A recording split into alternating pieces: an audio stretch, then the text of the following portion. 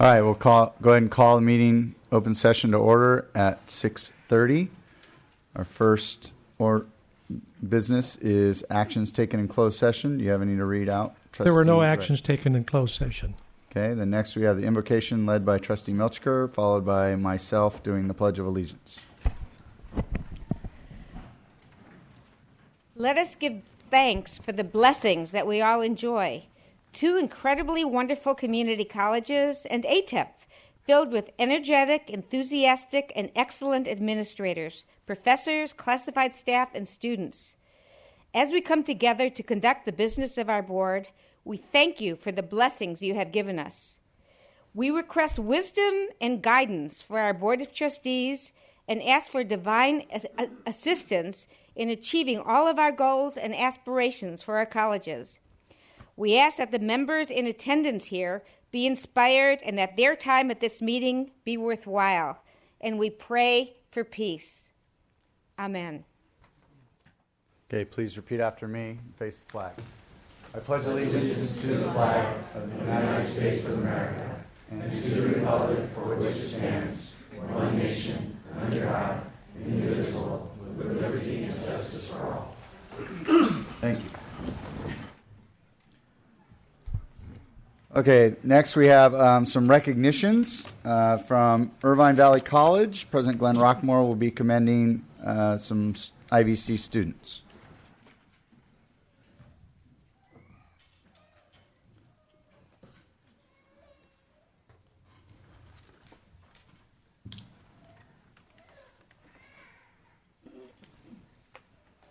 President Prendergast, I would like to have Dean Corinne Dowdy introduce this topic.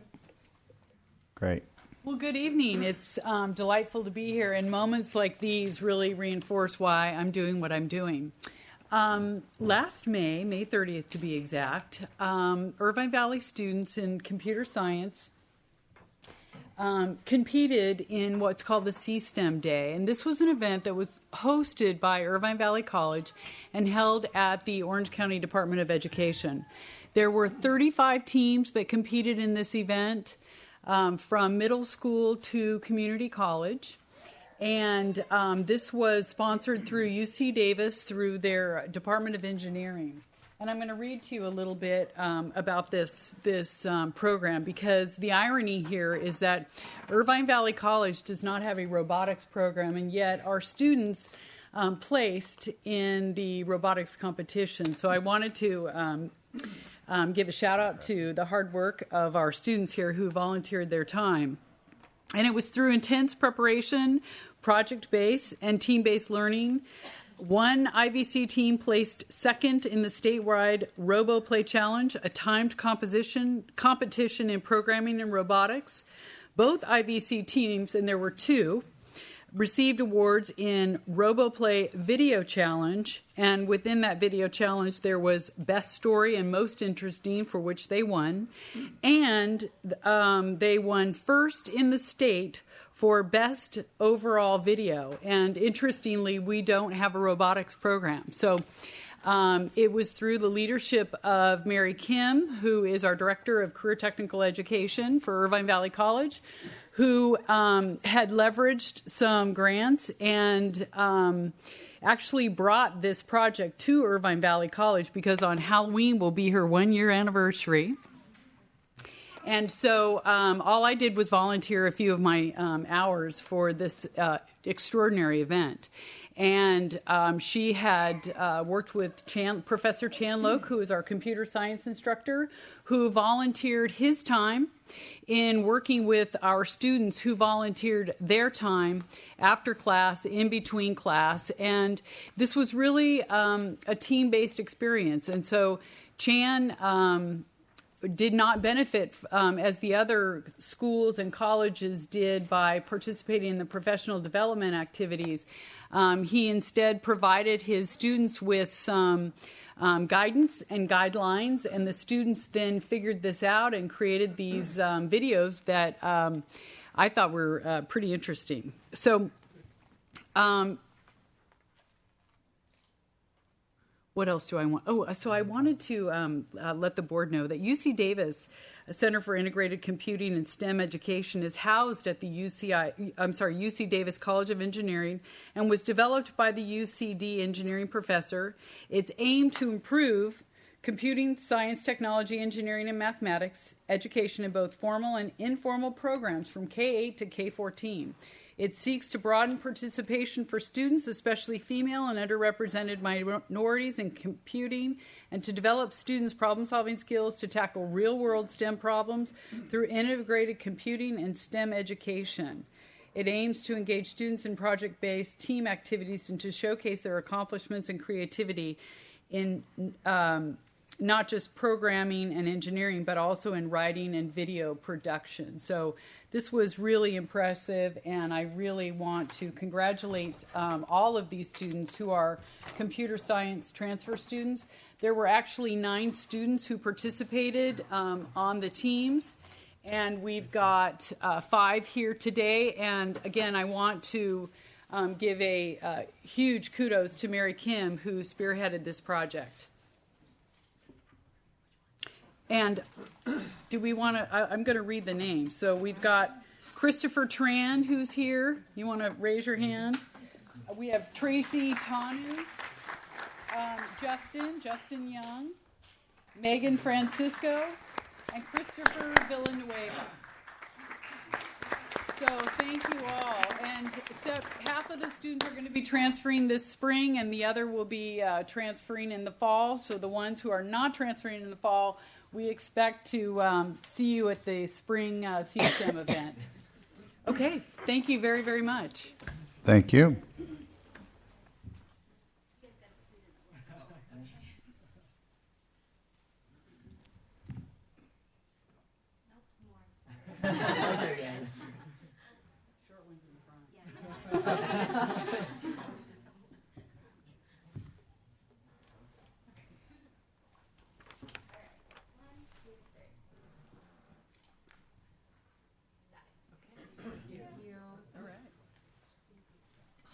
Okay, next we have Saddleback College President Todd Burnett commending marketing and communication staff.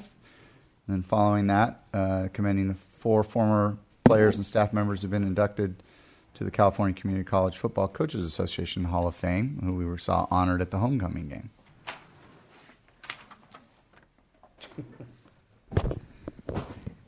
Thank you, Mr. President, trustees, chancellor, guests. We're here today to recognize our marketing team and give congratulations to them. They won 4 medallion awards at the recent National Council on Marketing and Public Relations Conference in Las Vegas. The team won a gold medallion for its feature article on women in STEM in our Career Focus magazine. You probably read it. They won a gold medal for a radio advertisement and 2 bronze awards, one for a direct mail piece and one for mobile ads. All these efforts were part of the team's campaign to promote enrollment in fall semester classes. And actually, Saddleback is up in the fall, so obviously it was a big help. I want to congratulate to Jenny McHugh, Director of Marketing and Communications, Stephanie Reyna, New Media and Marketing Specialist, Donna Prebel, Senior Graphic Designer, and Heather Simon, Senior Graphic Designer. Congratulations.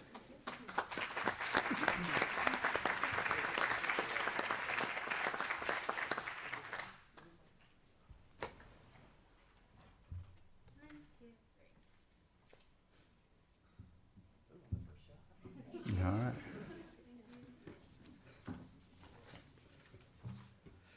We're also very pleased tonight to recognize and congratulate 4 members of our Gaucho family who will be inducted into the California Community College Football Coaches Association Hall of Fame. Can I have all 4 of them come up, please?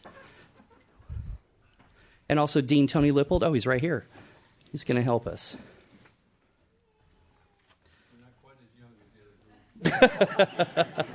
Just a few years. First, we're going to recognize Bill Kelly, and you all know Bill. Bill played and coached football at El Camino College before coming to Saddleback, where he worked for 27 years, including 18 years as an athletic administrator. He served as the administrative representative to the Mission Football Conference for 12 years, chaired the Orange County Bowl Committee, and served as the statewide representative to the Commission on Athletics, which is the state's governing body for community college sports. He will be inducted into the Hall of Fame as an administrator. Second, we have Bill Coonerty. Bill Coonerty was Saddleback's offensive coordinator and quarterback coach for 15 seasons from 1980 to 1994, helping guide the Gauchos to national championship titles, that's national championship titles, in 1985 and 1992. He took over as the head coach for 3 seasons, 1995 to 1997, and led the team to another national championship in 1996. He also coached the Saddleback men's golf team for 26 years, 1982 to 2007, and the women's golf team for 9 years, 1998 to 2006, becoming the first community college coach to win state championship titles in 3 different sports.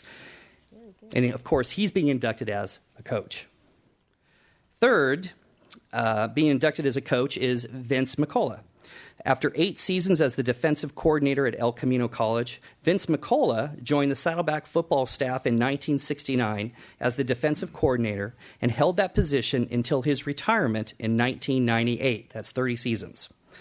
He was known as a defensive guru, helping Saddleback build the stingy defensive units that helped the program capture 19 conference titles, 3 state titles, and 3 national championships under his guidance.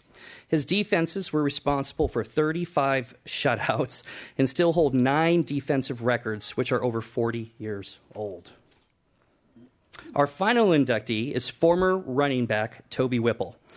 Toby Whipple was most of the Gaucho offense on the 1969 and 1970 teams, where he carried the ball 614 times for over 3,000 yards. Both of those numbers remain a school record, and he still holds 5 Saddleback rushing records, which is even 45 years after completing his Saddleback career. He averaged over 5 yards per carry and scored 31 touchdowns. He is the only Gaucho to rush over 3,000 yards in a career or to carry the ball over 300 times in a season. His single-game record, which, by the way, will probably never be broken, includes 46 carries and 257 yards. Ladies and gentlemen, please help me congratulate all 4 of these amazing Hall of Fame inductees at Saddleback College.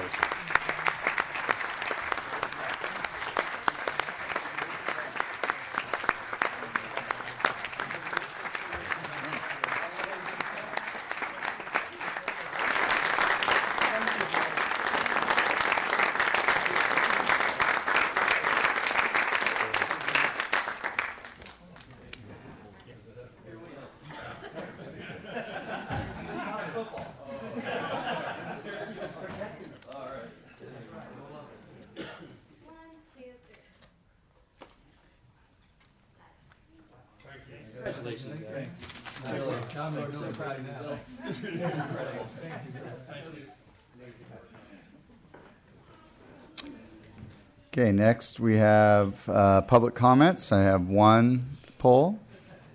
If I can have Charles Myers approach the podium, please.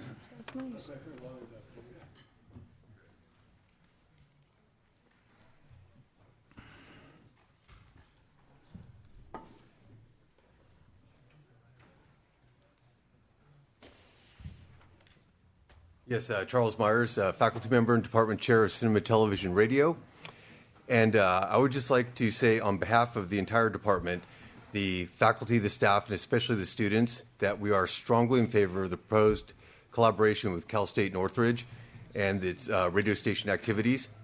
You're going to see a presentation where you'll see the tremendous benefits for the radio station. And I would just like to add that as a department and as a college, we have a vision already of how we can build upon that and create essentially a mini network here at Saddleback that will create content for Orange County and will dramatically increase the reach and the profile and the prestige of the entire college and district.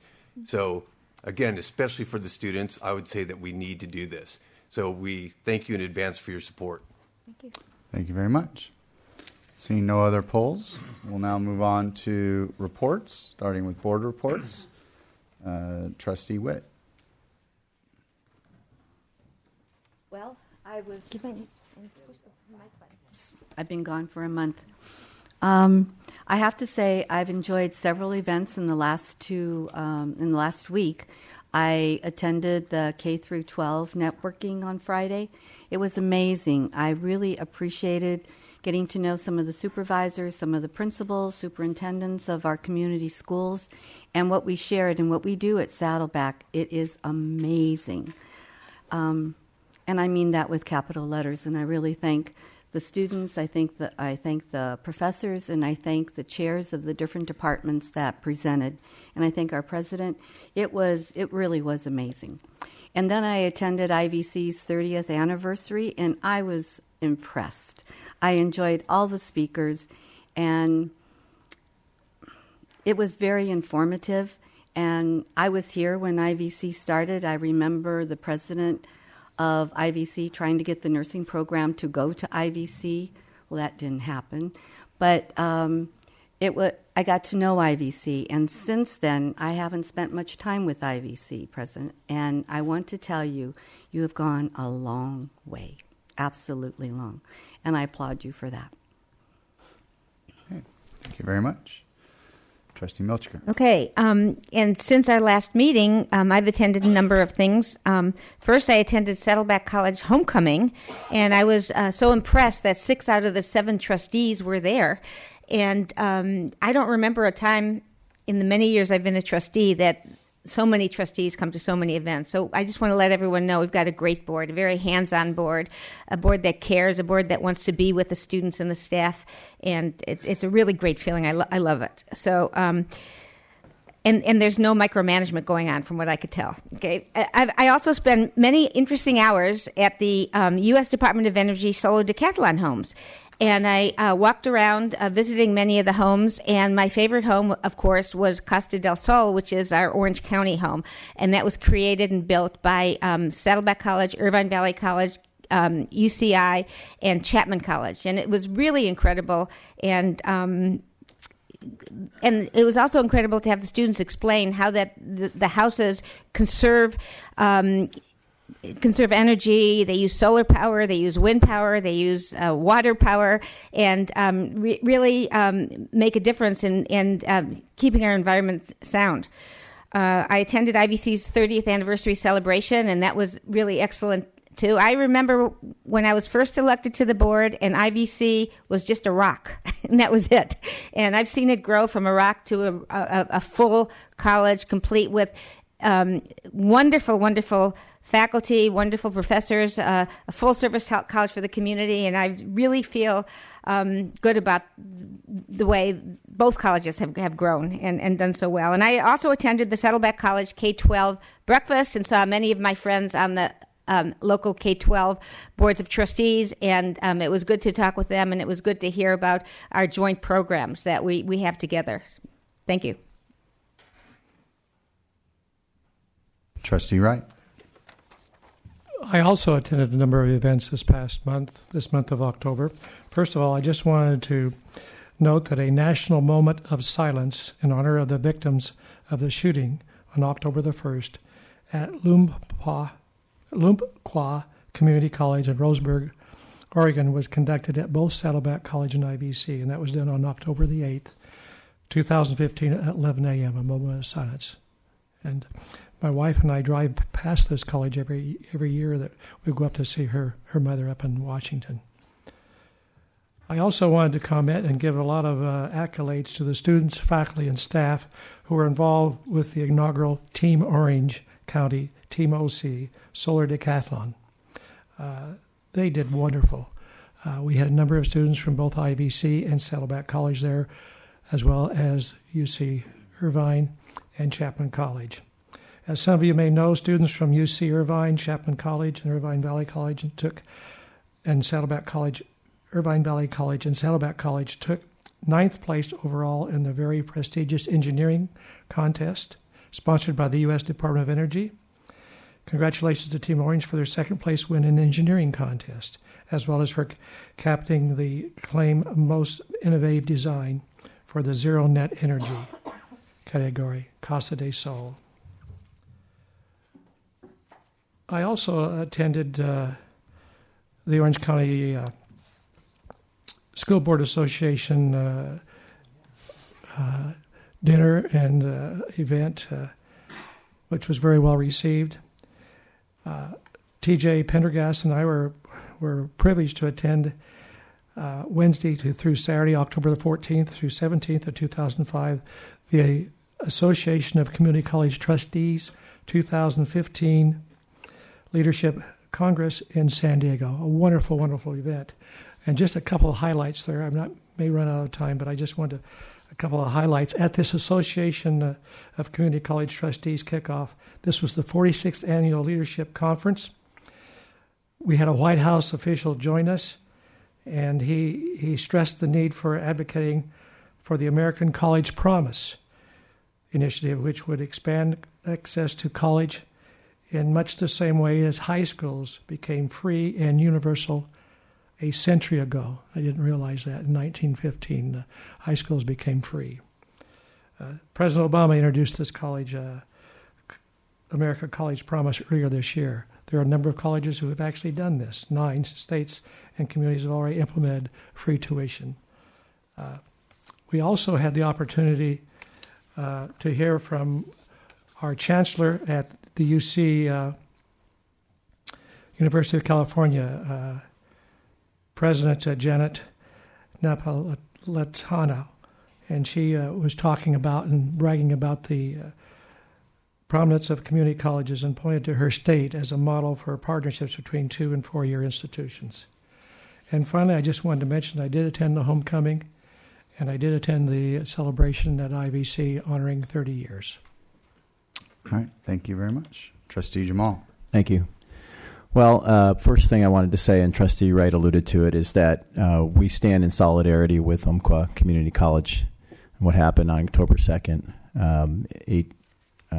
9 innocent people gunned down on their campus. And I know that everyone in this room, I know nationally we felt the pain, but I know everyone in this room personally felt it being associated with the community college. And there's only wish that we could have done more to prevent it. And we all mourn the loss of the innocent people and pray for their families. An attack against one community college is an attack against all of us, and I think we feel that way. On a little bit better note, I appeared before Laguna Woods TV, as most of us do every month. There seems to be some changes that might be occurring there, so that process might change in the near future. We'll see how that unfolds. Also had the pleasure of attending with all of our trustees the homecoming reception, wonderfully put on. Todd and the team here at Saddleback College. I missed the game. Apologize for that. But the reception was very well done. The solar decathlon, if you didn't get a chance to see Team Orange's house, as Trustee Milchiker alluded to, was fantastic. I went there with fellow Trustee Prendergast and the Chancellor and toured a number of houses there. I was most impressed with the use of gray water at the Team Orange house. And if you didn't get a chance to talk to the team while you were there, and not just our team, but the other teams, they put their heart and soul into this effort. Every team there. I mean, you felt like they had been in a battle that they all appreciated and enjoyed, but they were in a battle for 2 years, and kudos to them for accomplishing what they did. I missed the 30th anniversary, but I wasn't there when Marilyn Monroe sang "Happy Birthday to Mr. President," but I guess it's the first time I get to sit next to the president and say, "Happy birthday, Mr. President." Thank you. Thank you. Yeah, we'll talk about Glenn's future in a little bit. So, as was mentioned, Solar Decathlon, incredible event. I reiterate some of Trustee Jamal's remarks about the students and the people involved with these projects. It's almost like they should have like an extension of the contest to where then they all get together and build one big house. Because all the different ideas were amazing. The fact that they would, like, was it Clemson was going to originally email their designs to a 3D modeling factory in Riverside so they wouldn't have to ship the stuff across the country. But then something fell through and they were able to do it. And then they got to run the equipment and they got more out of that. The Nest House using recycled shipping containers and and pallets. So like the entire house was recycled product, and it was just everybody had such great ideas. If you could just combine them into one, you'd be amazed what you'd get. And I think the striking thing to me was almost everyone we talked to, the students we talked to, you'd ask them what their major was, and it wasn't engineering. It was communications, or it was really impressive how much they were involved in something that had nothing to do with what they were majoring in, but they wanted to be a part of something big. The Orange County School Board Association dinner was informative. The guest speaker there applied most of the stuff to the K through 12, but it was an overall budget presentation from the state and what our future looks like. And even the most skeptical among us think that things are going to get better. The Trustees conference that Trustee Wright alluded to, I have a number of materials, and I'm going to set up meetings with the college presidents and the chancellor to go over very, very valuable information that I think will help us in the future. Homecoming and IVC's 30th, very, very well put together. Really do appreciate being invited to those kinds of things and be able to make it. Thank you. Trustee Jay. After the last board meeting, I left for a cruise on the Panama Canal. So I miss many of the South Orange County Community College district activities that I really, really wanted to attend. On arriving home, my friends picked me up at the Orange County Airport, and they never said to me, "How was your trip?" anything like that. All they did was told me how much they enjoyed the Saddleback Symphony Orchestra on October the 10th, and also the Wind Ensemble on October the 9th. I attended on Thursday, October 22nd, the IVC Community Outreach Mixer. It was IVC's 30th anniversary and 30 years and counting. Glenn Roquemore, you did a great job on that. It was a wonderful activity. It was a great event. I can't believe it's been 30 years. I remember Bill J., my late husband, working so hard on this 30 years ago, and I can't believe time flies by so fast. I was so impressed with the support that IVC got from the city of Irvine and from the Irvine elected officials that attended the event. It was very, very impressive. I attended the annual K through 12 partnership breakfast last Friday morning, put on by Saddleback College. Great job, Todd. It was great.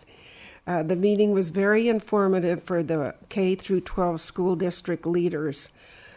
Dr. Burnett, you talked about the state of the college. You gave an excellent talk, and Dr. Tang talked about the CTE pathways. Much other valuable information was given to these high school administrators. It was so informative for everybody.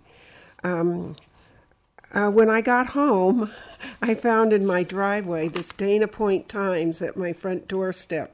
There was a picture on the front page of the new science building, and the title of the article was Saddleback College Nears 50 Years. And wow, I was so pleased to get this. In the paper was some wonderful articles about Saddleback College with lots of more information for the general public.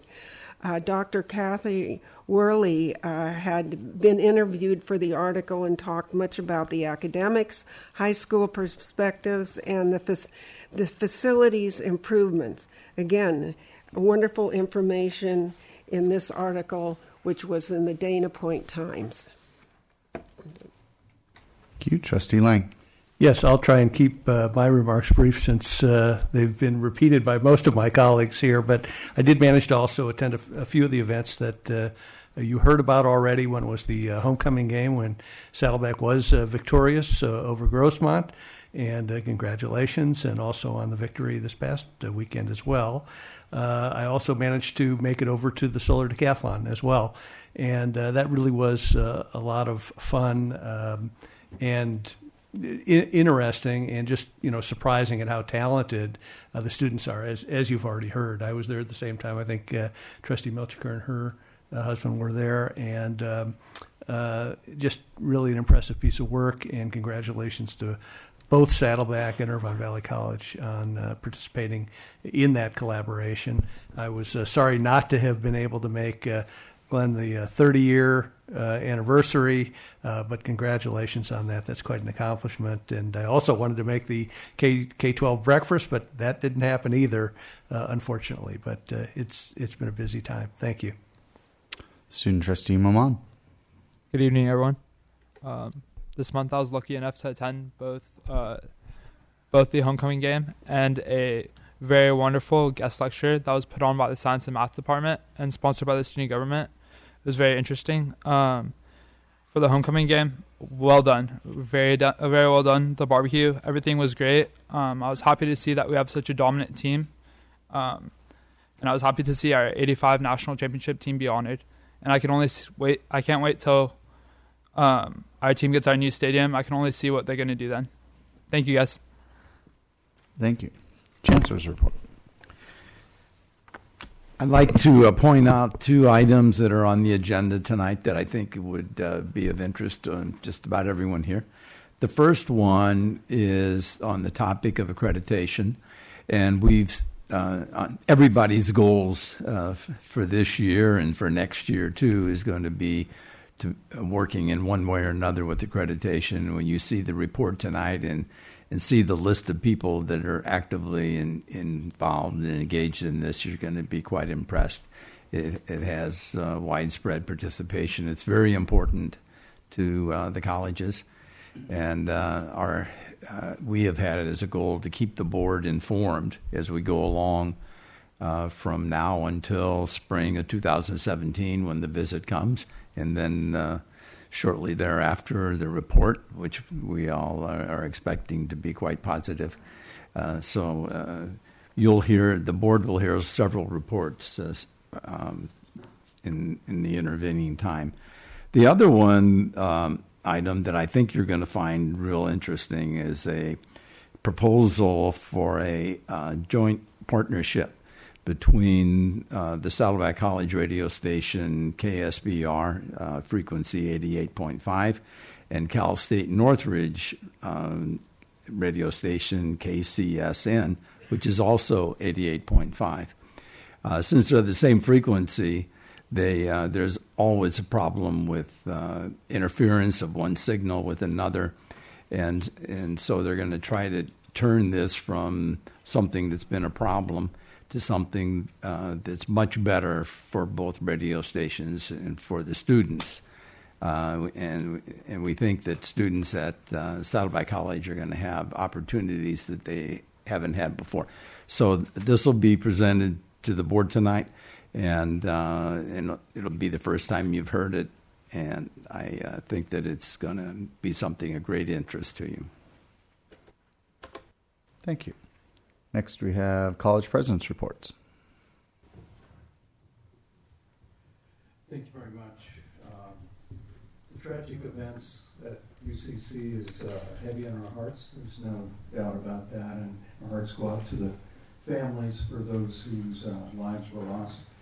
But I want to tell you that both colleges have excellent emergency management environments.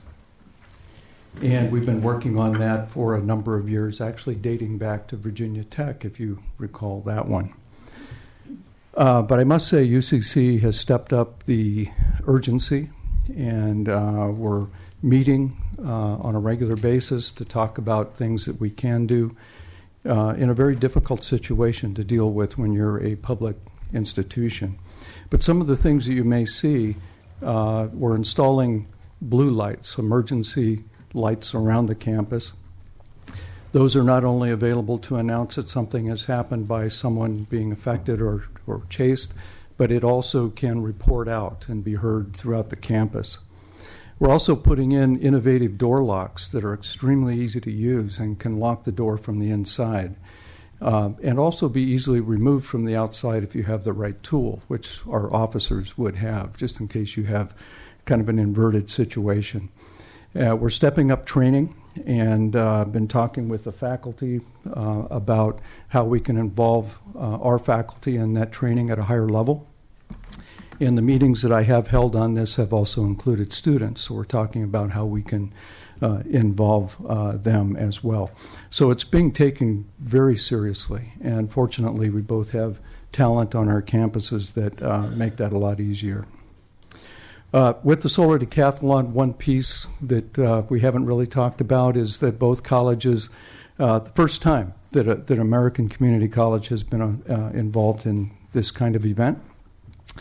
Canada was one exception to that, but we're the first community colleges in the U.S.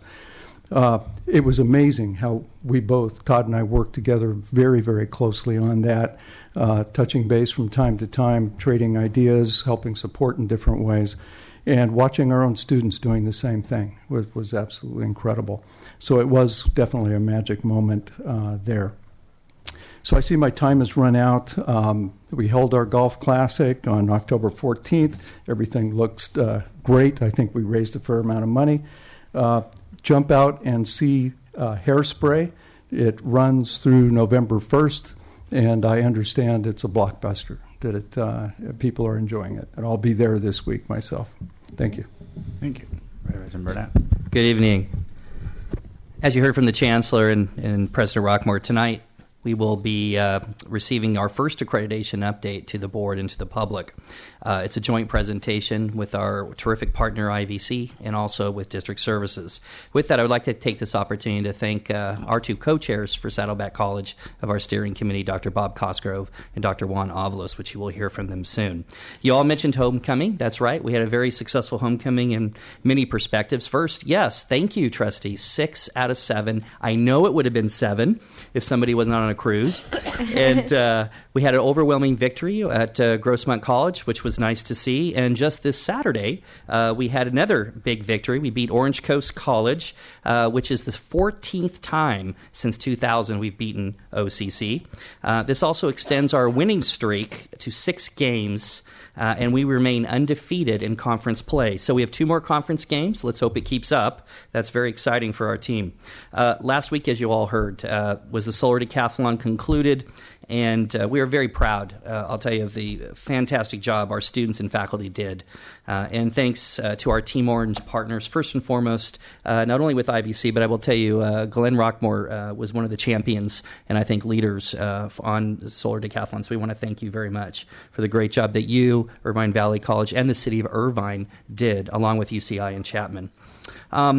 On November 10th at Disneyland Hotel, we are thrilled, and you saw in the one of the board items, is that our very own biology professor, Kara Street, will be honored as the Orange County Community College Professor of the Year.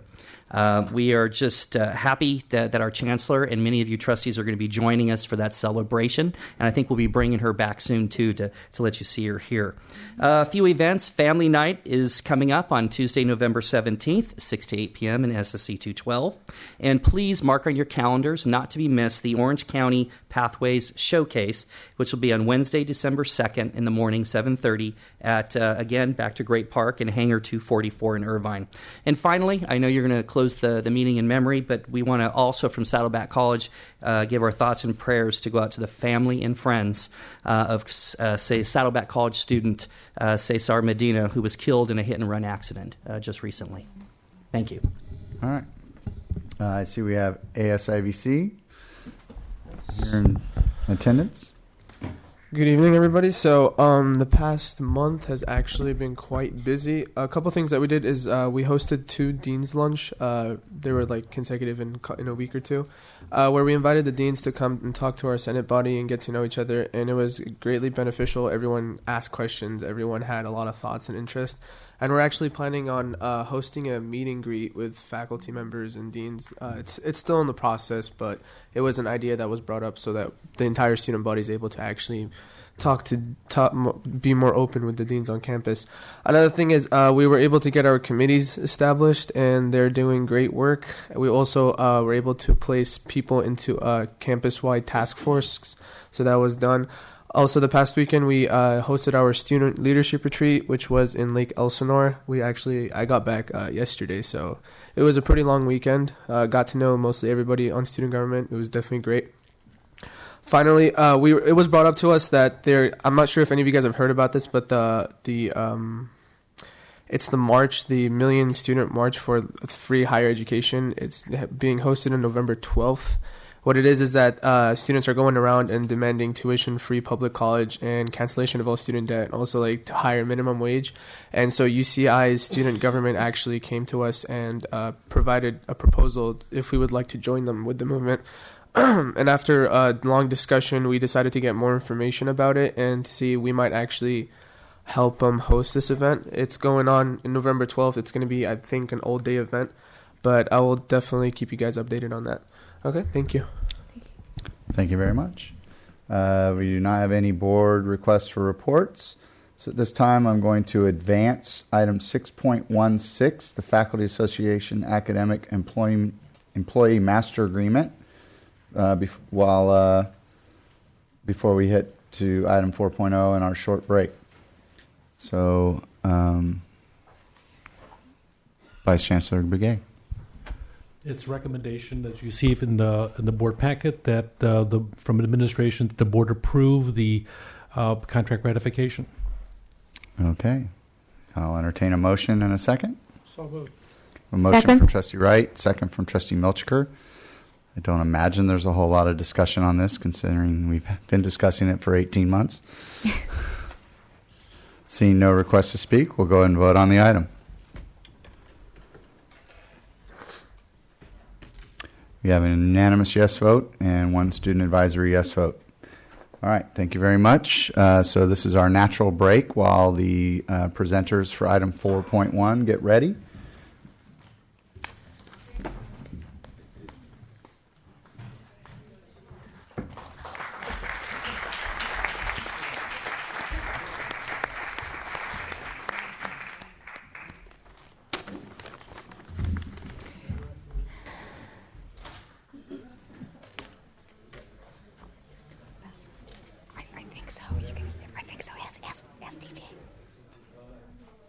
People just use if they're doing that, if you're going to walk around. So if we're just going to the next one, we're doing this one? Or are you doing back and forth? That should be all. Once they get on the presentation, or you're that one. It'll be front or back. That should be forward and backwards. You can also use the mouse. Do you want to bring it up now? Sometimes you got to wake the mouse up. And we'll put it on presentation mode here. So you should be able to forward.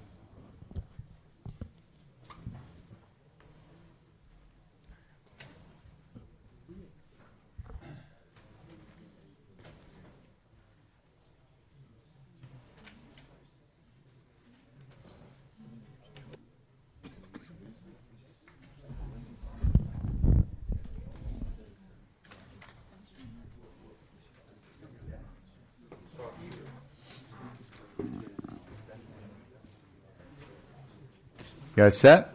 All set. All right.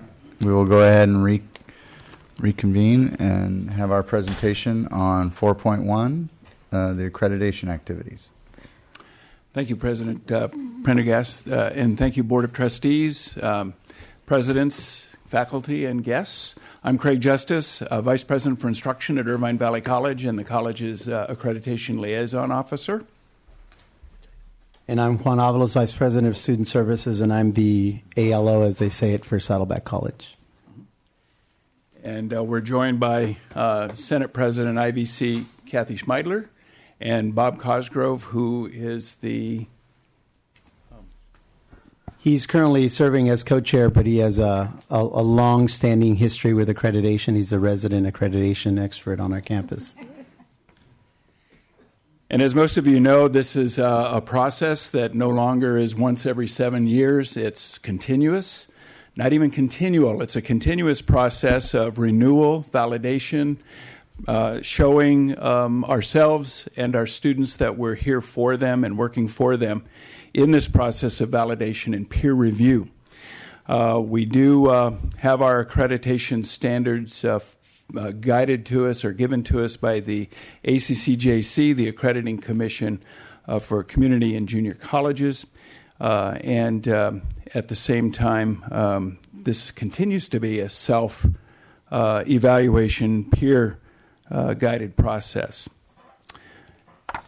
The standards are still organized in 4 categories. Standard 1, the mission, the academic quality, institutional effectiveness, and a new one in integrity. Standard 2 is student learning programs, including instruction, library, and support services, which consists of much of the wonderful support that Student Services gives. Standard 3 continues to be resources, and Standard 4, leadership and governance. In a moment, Professor Cosgrove will tell us about what's new in some depth, but this is the overview. Some of the things that are new that I'll speak to have to do with some overall kinds of changes designed to simplify the format. It's designed to reduce some of the redundancies, and most important of all, bring evidence and validation to our processes to the forefront. There is now a 7-year cycle instead of a 6-year cycle. And there are additional standards, changes in the standards that, in summary, are to be more proactive, to focus on results, particularly assessment of student results, moving towards continuous quality improvement, and much of that is discovered by dialogue, interaction, and effective communication amongst all the parties. Faculty, administration, students, classified, and of course the Board of Trustees, who have an increasingly important role, particularly in a multi-college district. The impact on student learning and student achievement, again, comes to the forefront of this. And at this time, I'll turn it over to Professor Cosgrove, who will tell us more about the new standards. I was very pleased to hear Marcia say that there's no micromanaging going on, because that's been a problem in the past, so thank you to the board. New accreditation standards, Standard 4, which affects you in particular and people at the table in front of you, has been one of the issues that has popped up on a number of our reports, both the 6-year and follow-up reports. And we hope that the clarification with the accreditation new standards will eliminate some of these things. And what the Chancellor and you have been doing in terms of the surveys and transparency issues has made our job a lot easier. I've just returned from Greece, the cradle of educational model that we use. And so I thought I'd ask some of the Greeks what they thought about accreditation. And they said it was all Greek to them. And I think it is to a lot of us here. But we have been successful in the past, and I hope that this next go-around will show that this school is not only in compliance, which is something that had been required in the past, but actually advanced beyond compliance to really show excellence. So decision-making roles or processes are important, and we are dealing with a multi-college system that has now been clearly identified by the ACJC and other accrediting agencies throughout the country as critical to be responsible in the accreditation process.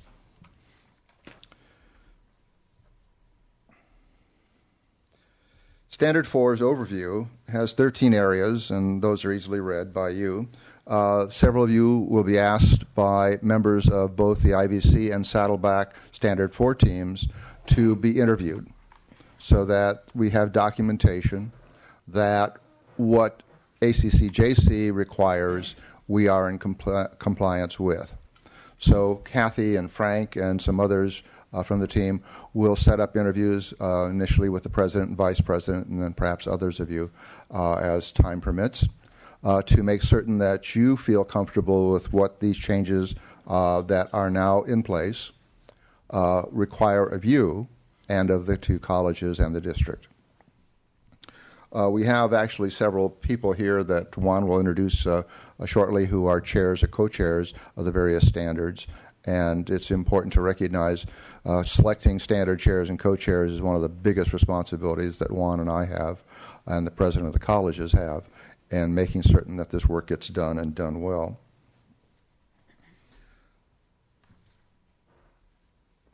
Board ethics is very important. I'm wearing a Greek tie, by the way, which is the oath of Hippocrates, and it's a very ethical consideration. So I thought we might want to start with that as a guide for us. A closer look. Let me jump here to some of these slides here for you. The institution has the governing board that has the authority and responsibility for policies to assure the academic quality, integrity, and effectiveness. You already have that in your board policies, so that's not something new to you. One of the things that we would be remiss in not sharing with you is that when we talk about things like the Brown Act or Ed Code requirements with the Academic Senate, 10+1, this does not mean anything to the accreditation agency because this is strictly a California rule or rules, and the ACCJC covers other areas than the state of California. So when you're being interviewed by some of the team members when they come in February of 2017, you might be using some of these terms and they're not going to be recognized by the visiting team members. Item 4C2, a collective entity. Once the board reaches a decision, every member must comply with it and agree to it, even though you may have been on a different side of the issue. You are an independent body and you represent the public. That's why we have board meetings and public comments, and that has been something that has been successful because people do come and talk to you.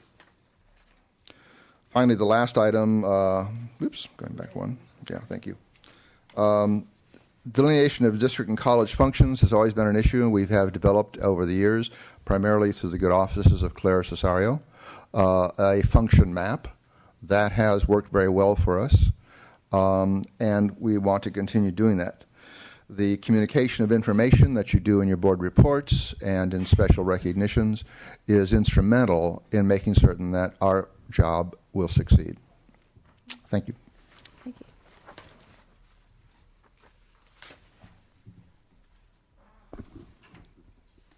Good evening. I'm Kathy Schmeidler, not my doppelganger. President of the Academic Senate at IVC and many other things. And I'm here to take you through a little bit an overview of the IVC situation and processes. And one thing I'd like to point out is that although everyone in all the community colleges that are covered by WASC and by ACCJC need to subscribe to the same basic parameters, every college approaches writing an evaluation report and doing their own self-evaluation differently. And as always, you'll see that IVC and Saddleback are similar but not identical to each other. That's okay. So, excuse me, we have accreditation work groups, as do our colleagues at Saddleback, that subscribe to the same pattern as all of the portions of the standards to which we're writing. So we have standard work groups that oversee the entire standard, and then work groups for each of the what they call substandards and I call subsections, because I think it's silly to call them substandards. So over that, we have a campus-wide council called SPAC, the Strategic Planning and Accreditation Council. We did a reorganization of our committee structure a couple of years ago. And so this is a very broad, inclusive group that includes all of our governance groups and works throughout the year on lots of different issues. And among the issues is accreditation oversight. The nitty-gritty of the work can't be done by this large council. I think there are 26 people on the council. So we have an ongoing work group called the Accreditation Oversight Work Group, known to its friends and family as AUG, that does the work, that organizes the work groups, that is the interface between our large council and the rest of the work. And you can see the membership in front of you there. I don't need to read that to you. So we have 16 work groups, so far comprised of 72 members, although growing. I was just talking to our first-year faculty members today, encouraging them to join some of these work groups. So these numbers will change, hopefully to the better and to the larger.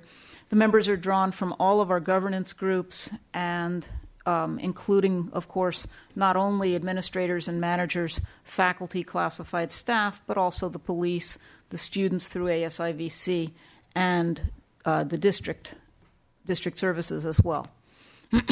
And we can find all of our documentation. Anyone associated with the district who has access to the SharePoint can find all of our information on our SharePoint site, which has both our history and our current work, including the table of all of our membership in all of our work groups. We've also had a number of events. We've had events during Flex Week, kickoffs, updates. We had a think tank, more or less along the lines of what we did for the strategic plan, where people were encouraged to come and just give us ideas of things that they thought were important to make sure that we discussed them. We've had some mini retreats where each of the work groups has had a chance to get together and talk about how they are going to approach their work. And it's time to move on. There we go. As Kathy mentioned, Saddleback has a very similar process. We spent pretty much all of last year gearing for the work that we had this year. We went across campus, collected names of those who had interest in participating. We had a list of about 60 or 70 people that were ready to serve in whatever capacity we wanted to. This year, given that we're a year away, it's really been the year to focus. We have a primary oversight group, as you mentioned there, who has responsibilities to the group members and to connect with the district as a whole. We have every single constituency represented, students, faculty, staff, district, campus, everyone that is at the core meets. And so we meet every 2 weeks. And part of the conversation is, where are we along the way? Do we have any issues? Do we have any evidence problems? What looks good? What looks challenging? Where do we need to have conversations? And then what we do, we take those areas that need some additional attention and we plop them in the regular college structure to address those by people who have that role on our campus. And so the steering committee itself is led by Bob, myself, and then the CSEA rep, President Paul Bronkowski. Then the core of the work is coming in each of these standard groups. This is where the lion's share is happening. So for standard one, we have Diane Pestalacci. Diane, wave your hand. There you go. And she's taken a leadership position in this work. This work started very thoroughly this summer, looking at the standards, assessing compliance, identifying issues, bringing people on board. And so she is actively collecting evidence, reviewing areas, asking questions, interviewing people where we have gaps. We proceed with those. If they're evidentiary gaps, we follow them. In some cases, it's work that we need to do, and that's okay as long as we identify them and we begin to work on that. We actually have an active list of current issues that we need to attend to. It's about 5 or 6 pages long, but every single one has people identified to move on those. As you could tell, there's a pretty good mix of individuals actively working in Standard 1. Standard 2 is the mega standard of accreditation. It covers instruction and student services and other learning support services. And Professor Jenny Langrell, Jenny, she's one of our co-chairs of that function. Once again, similar kind of role, and heavily faculty, heavily dean, a lot of staff. We have students on every single one of these, so we have good representation to make sure we put forth a great self-eval. Standard 3 is resources, and this one's being led by Roxanne Metz in fiscal. And this is an area, that in the past, from a fiscal perspective, has not really been an issue. We're very sound. But from how do we make decisions and track model, and are those transparent, used to be issues. We don't anticipate a lot of things coming in this area. We anticipate this being an area that we're fully compliant with very little issues. Then you have Standard 4, which is the one that Bob talked about, and we have Frank Gonzalez, who's our professor who's leading that effort. And once again, this is on shared governance and decisions that we make and participation. This is an area where we're going to be collaborating very closely with IVC to make sure that we're all on the same page. This is where the multi-college element comes into play, where your role comes into play. We also have an intranet evidence site that you could go on there, see who's involved, look at agendas, look at minutes, look at resource documentation, and as evidence is ready to be collected, this is where you'll begin to see some of that evidence housed. This fall, a lot of wonderful activities. We had a great turnout for our professional development week. We do standard updates on all of our major committees. We're doing, every single standard is doing a presentation to each of our constituency groups on the standard itself, so that it's not a huge conversation on accreditation, but very focused, much like here. This is the standard. This is why it's important to you. And then we open it up for questions. We have 16 presentations already scheduled, and we're going to do a few more. Once again, the standard groups and the steering committee meetings. And then we'll have Kathy and Bob identify the timeline and when we're looking to go for the site visit.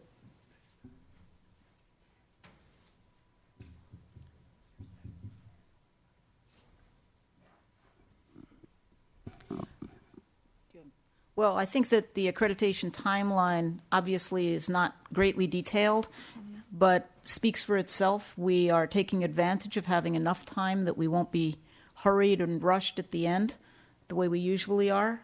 It's going to be a departure from our past practices because we have our site visit in the spring instead of in the fall, which means we won't have come right back from the summer and then fallen off the cliff of having to turn in our accreditation report without enough time to really talk about it. I do want to point out one typo in the last blue square. The possible dates for the site visit are not February 27, 2015. That would be interesting, but it's really 2017 or March 6th. We've submitted those two dates, and we're awaiting news of when they plan to come to us.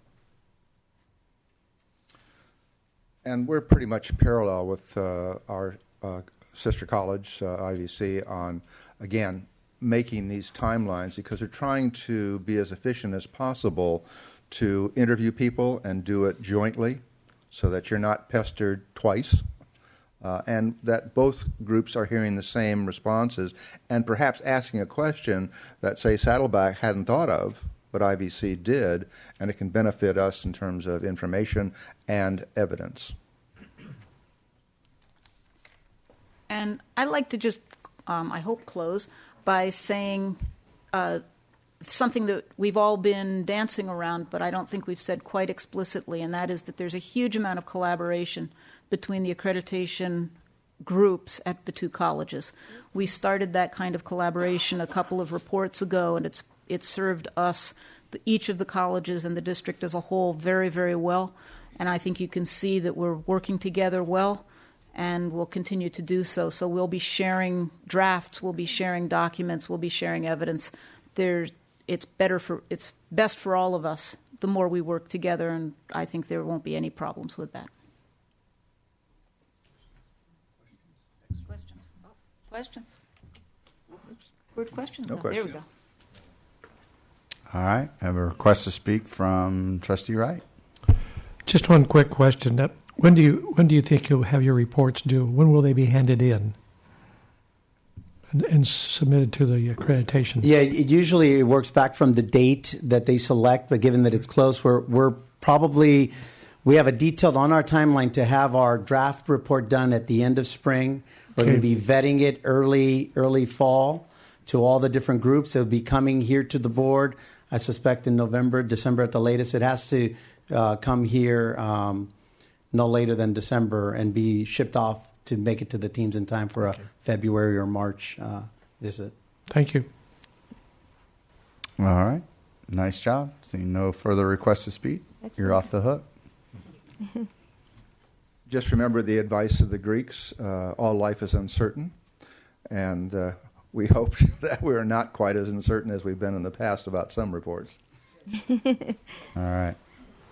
Okay, moving on to the consent calendar. Do I have any polls? I have it. Trustee Wright. 5.7, 5.8.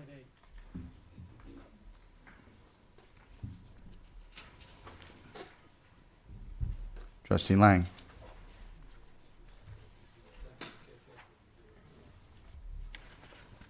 Okay, while you're looking yours up, I'm going to pull 5.12. 5.11.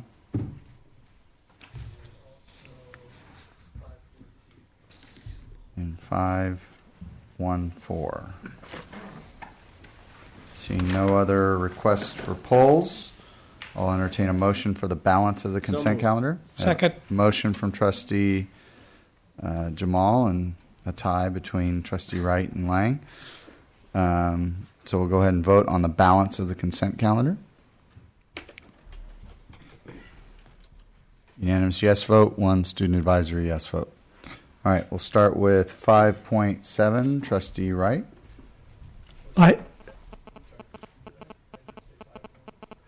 You did not. You said 5.11. Did you mean 5.1?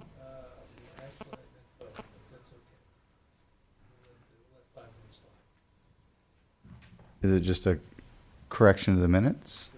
Okay. Well, we'd rather have them right. This was extremely minor correction to the minutes. It was on general action items 6.1, where it indicated the board unanimously approved the nomination, but it couldn't have been unanimous because Trustee Witt was absent. So it really should say the board approved the nomination on a 5-0 vote, with Trustee Prendergast abstaining and Trustee Witt absent. Or leave out the unanimously approved.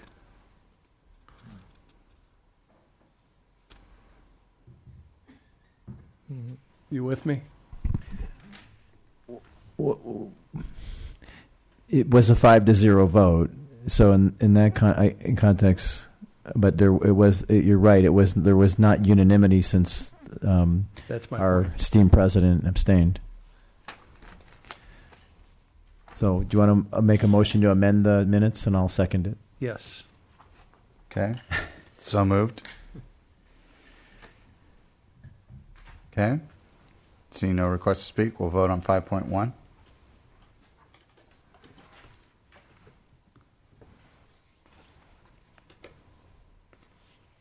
Marcia. Oh, I did vote.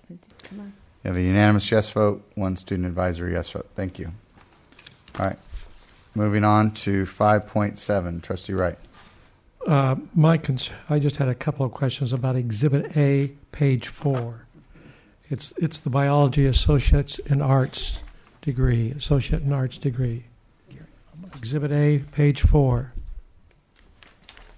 And my question is that there is a course, a Marine Biology 19, or Biology 19H, and Bio 30, which is Marine Biology also. Two courses with the same.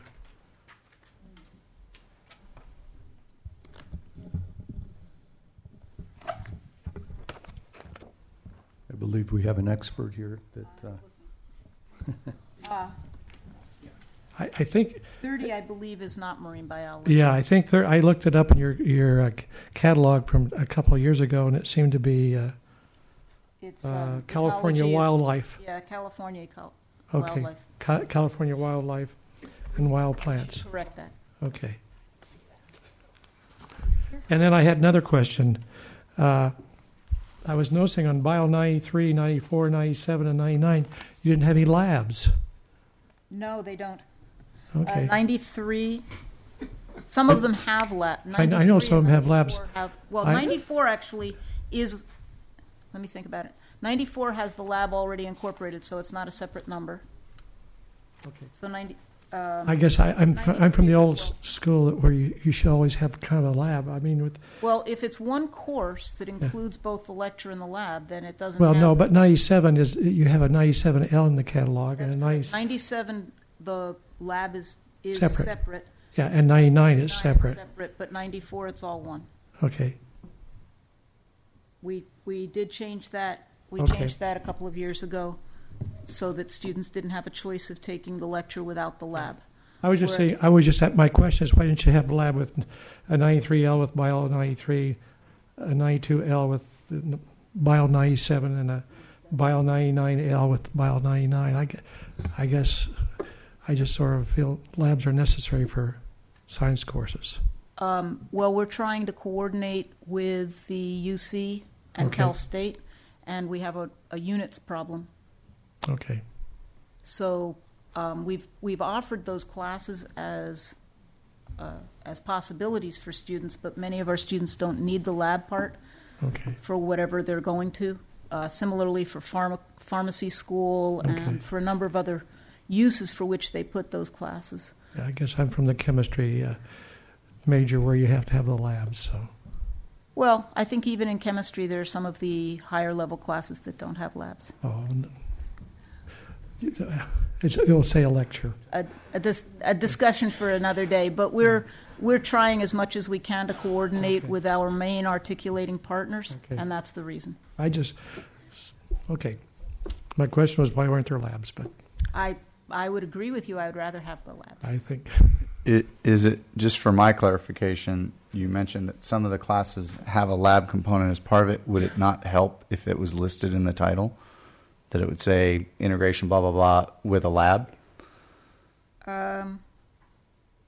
Well, for example, in the second section there, Bio 11, 12, they have labs and with them. 15 all have labs in them. But how do you know? Because you look at the As soon credits. as you look at the catalog or you look So you'd at have the to get units. to the catalog to know that. You So couldn't you put look it at in the title?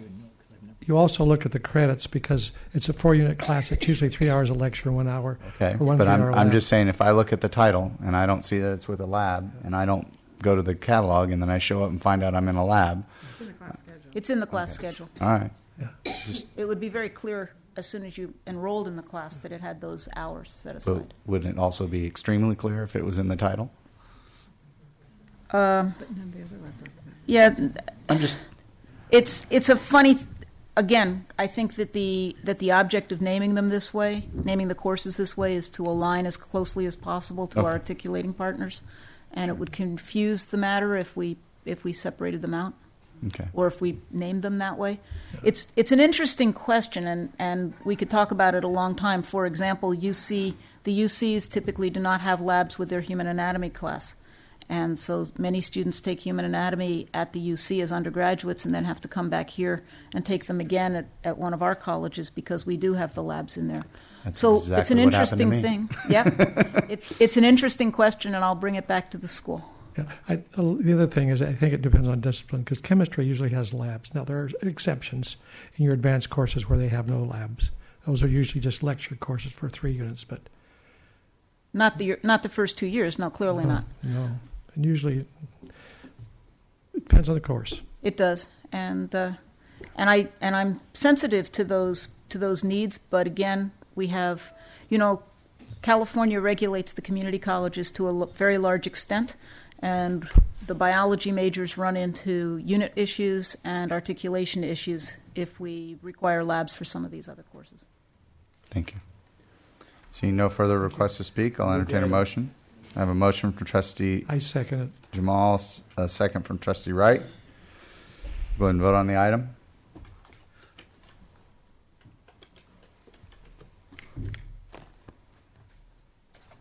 Unanimous yes vote, 1 student advisory yes vote.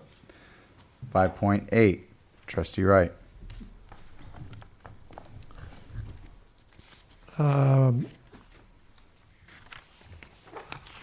My only concern, my question here is that some of the speakers have already been, they've already appeared. They've given their talk. I was just wondering why we don't bring these earlier. I guess that was my question. Because you look at it here. Here's a September 30th, October 7th, October 20th. The talks have already occurred. Well, part of this is we're ratifying approvals that have been made by Okay. the Chancellor or the college president. Okay.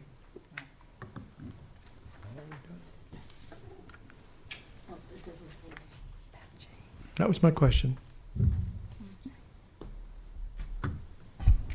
So I entertain a motion for move approval. 5.8. Second. Motion from Trustee Lang, second from Trustee Milchiker. Seeing no requests to speak, we'll vote on the item. Unanimous yes vote, one student advisory yes vote. Next we have 5.11, Trustee Lang. Yes, I brought this up. I wanted to mention that the audit committee, which consisted of myself, Trustees Prendergast and Jamal, met earlier this afternoon, along with members of the district finance, members of the foundation, and others, members of the outside audit team. We did agree in principle with the district's recommendation on this item. The only wording that I would change on this is under status, where it says new completion date of June 30, 2016. That really should be, I would substitute the language to include the fiscal year ended June 30, 2016, because the audit won't be completed as of the end of the fiscal year. It occurs obviously after that date. And with that, with that language change, if it's acceptable, I'd move approval. Second. All right, motion and second. Do we have a response on the language change? Yes. I will make that change before we do contract. Well, then I guess we'll go ahead and vote on the item. Unanimous yes vote, one student advisory yes vote. I pulled 5.12 at the request of the Chancellor for an explanation from Vice Chancellor Fitzsimmons. Yes. What you have before you is the standard item that we bring on a regular basis to update our authorized signature list for the Board of Trustees, for people who are authorized at the district and colleges to approve documents and contracts. What we did was, I want to point you to Exhibit A, page 101. We have not been having our change orders, which are amendments, right, to contracts, be handled the same way as our contracts. So what we've been doing is we had the situation, sort of like we just said with the speakers, right, where we're bringing things sometimes after the fact. In some cases, the change orders are very small in dollar amount. So what we're recommending to the board, and that's why I wanted to particularly point this out, is to make it standard like all other agreements and contracts. We added a column to the authorization to sign. So you can see on the far right, it says change orders and amendments, to make it very clear that we will be bringing those for ratification for those that are under $100,000, just like the contracts do. I think that will not put the board in a position of actually approving things after the fact. And as you know, with large construction projects, we have to act in a very timely way, or actually it's going to actually cost the district more having to wait to the next board meeting. So that's why we're seeing once in a while things coming after the fact. So it'll be the sort of same thing. We're going to look at a template for a board item as well. I think one of the things is that there's a lot of reading in your materials, and we're thinking about the possibility, if the board is open to this, of having the individual change order items be combined into one item with exhibits for each of the change orders, but not separate items. So it's one compact item. So all change orders in one place. We want to try that out. If it works, it doesn't work, we can sort of feel it out with all of you and see if it will work better. Instead of a lot of narrative, we'll have an exhibit per each change order as part of the packet, and I'll be working with Brandy and folks to develop this, and you can see whether it makes it more user-friendly or not as user-friendly for all of you as you're going through. So we'll have the ratifications and approvals in one item, sort of, okay, we'll try. And see how that looks. But anyway, we're hoping that that will address some of the questions we had. We've been wanting to do this, but we're going to wait till we had the contracts process sort of change, but it didn't seem reasonable and practical to wait. So we're recommending that for you today. So that's what the changes are. Okie doke. So I'll entertain a motion for 5.12. Motion from Trustee Wright. Second. Second from Trustee Jamal. Seeing no more requests to speak, we'll go ahead and vote on the item. Unanimous yes vote, 1 student advisory yes vote. Last one, 5.14, Trustee Lang. Yes, my question on this item was, twofold. One is to verify that this is just a transfer of funds between expenditure classifications other than originating from the contingency reserves. And then secondly, I was just interested in the transfer out of the capital outlay fund. Yes. Okay. Let me take a look at this. Yeah. First of all, to your first part question, no, none of this is out of contingency reserve. We would never handle something like that if we were ever have a need to do that in an item that's hidden. We would have that as a special item, and that would be something that board would knowingly do. And so we would recommend that as a separate board the only item. reason I bring it up is because it's sure. part of the backgrounder on this recurring item. It does say that it could cover either of those instances. In the capital outlay fund, I would have to take a look and see which account what project this is out of operating expenses to books and supplies to supplies to see what it is, but it's basically a transfer between those two categories in a capital outlay account. It could very well be one of the IT projects, which probably it would be typical to have something out of 5,000s to 4,000s. Okay. But I would have to check that. I doubt if it's a construction project. Yeah, my intention is not to hold up approval of this item. But I can get back to you on that if Okay, individually. appreciate it. I'll move approval. All right. Motion from Trustee Lang, second from Trustee Wright. Go ahead and vote on the item. We have a unanimous yes vote, 1 student advisory vote. That concludes our consent calendar. Moving on to general action item 6.1, letter of intent to establish collaborative operating agreements for radio station licensees between Cal State University Northridge and Saddleback College. We're going to have a presentation tonight where a letter of intent and a relationship, a partnership with Saddleback College's radio station and CSU Northridge will be outlined. So we're going to have Dean Bart McHenry as well as some other folks from the radio station presenting this evening, and then I will follow up at the end with what we're actually asking you to approve as a board this evening. With that, Dean McHenry. Good evening. I'm Bart McHenry, Dean of Fine Arts and Media Technology, and it's wonderful to see you all so often at cultural events on campus. Thank you for your ongoing support of the arts. Tonight, I'll be talking to you about the synchronization of signals between KSBR 88.5 FM here at Saddleback College and Cal State University Northridge's KCSN 88.5 and our proposed partnership.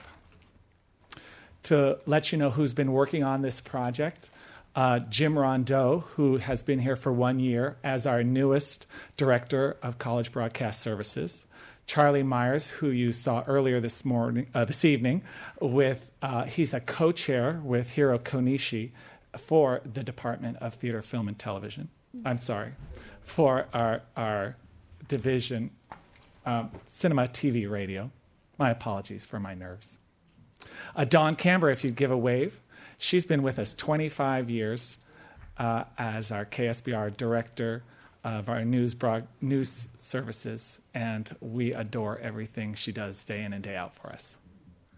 And Terry Waddell, who you are very familiar with, who had the audacity of leaving us after 25 years, but is back tonight to talk to us about how this all started under his time here with us.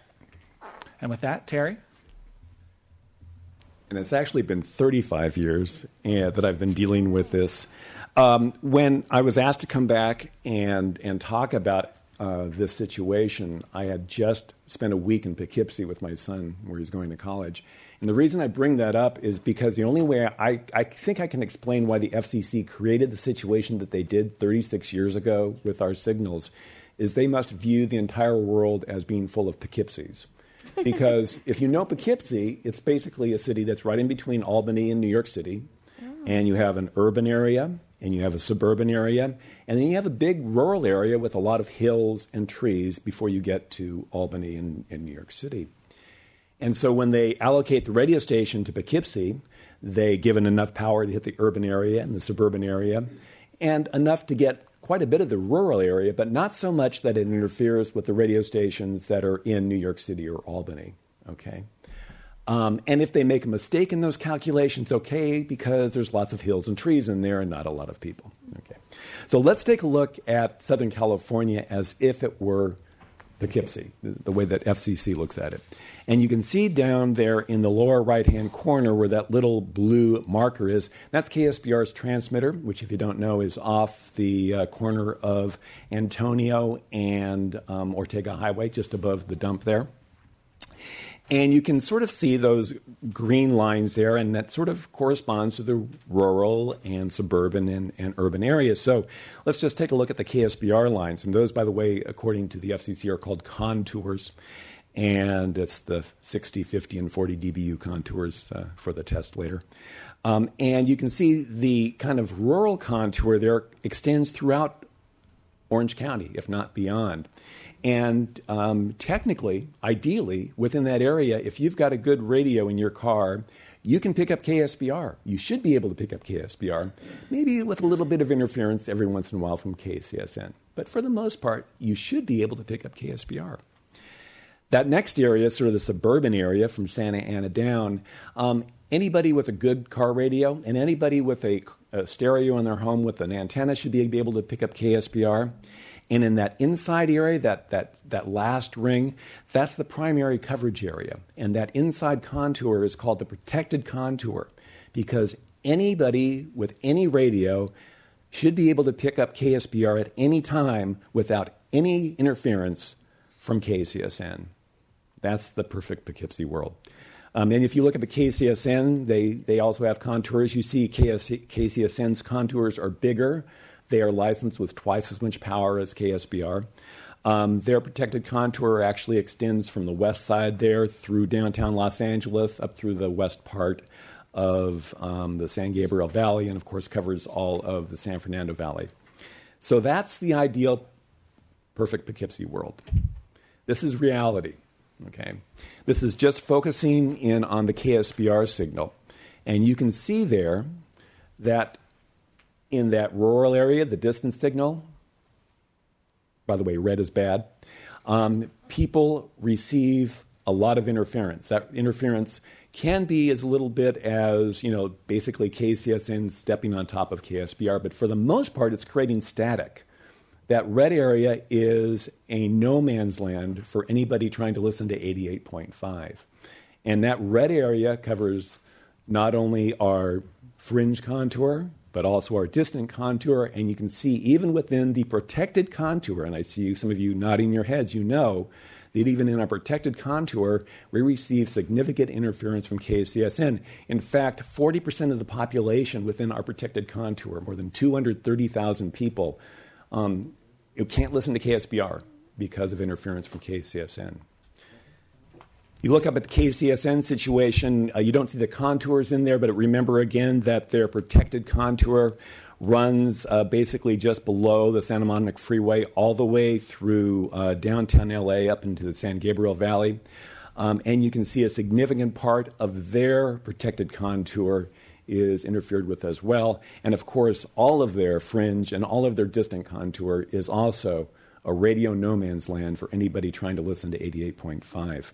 And I know that for a fact. I was up in Eagle Rock last week, and I was trying to listen to KCSN because I know the person who was on the air at the time, and I couldn't because that darn KSBR was interfering with it. You could actually listen to KSBR. And a quick fun fact: if you look right smack dab, sort of in the middle of that big green area up there, there's a little tiny red dot. That's on Nordhoff Avenue. It's one block west of the building where KCSN is located. And if you go to the parking lot for that building, you'll hear KSBR as you drive through the parking lot. So it's a little bit frustrating for them as well. So this is a situation that's been going on for a long time. And for the first 21 years, the way we addressed it was in a very unilateral, very adversarial, and completely futile method. We were trying to outmuscle each other. It just didn't work. Okay. Finally, about 15 years ago, we jointly decided to maybe try to finesse things. We hired an outside engineer, and we asked him to see if there was any way that we could maybe reduce our power or change our antenna somehow, any way that separately we could somehow reduce the interference on the other station. And he ran a lot of computer models and came back and basically in technical terms said, you're screwed. There's nothing you can do, okay? But he said, if you ever want to think about maybe combining your signals, you might be able to turn this into one giant radio station. And he said, if you'd like, I'll do the study. And Northridge said no. KCSN said no. They said, they were an NPR station. They had a classical format. They had no students involved with the music programming. They wanted nothing to do with a student station at a community college in South Orange County. Just a quick aside, about that same time, I met somebody by the name of Karen Kearns at a Broadcast Education Association meeting. And Dr. Kearns was on the faculty of, she still is, of Cal State Northridge in the radio department. And over drinks, we commiserated over the horrible situations that our stations were in and how the fact that we weren't able to work together on that. Okay, so fast forward 10 years. Actually, about 5 years ago. And the people who were running KCSN as a NPR classical station were replaced. And they were replaced by Dr. Kearns. Okay. Interesting.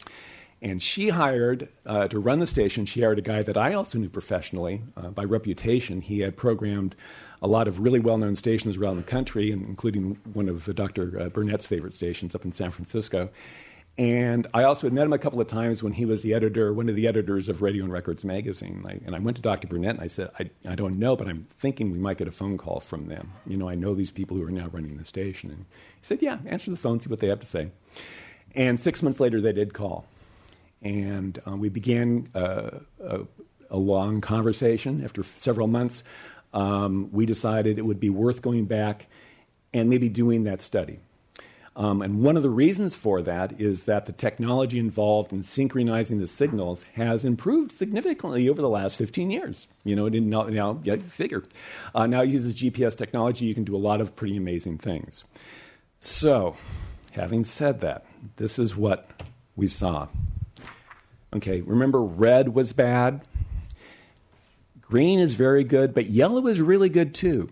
Yellow means that people will listen to the station because it won't have very much interference. So what we're looking at here is a projection, and we're trying to manage expectations here, is a projection of what would happen if we synchronize the two signals, okay, and combined into one giant radio station. And I don't want to steal too much of the thunder here, but they're going to tell you that yellow and green area covers more than 11 million people, okay? Our current area, as you see, is probably less than 500,000 for KSBR.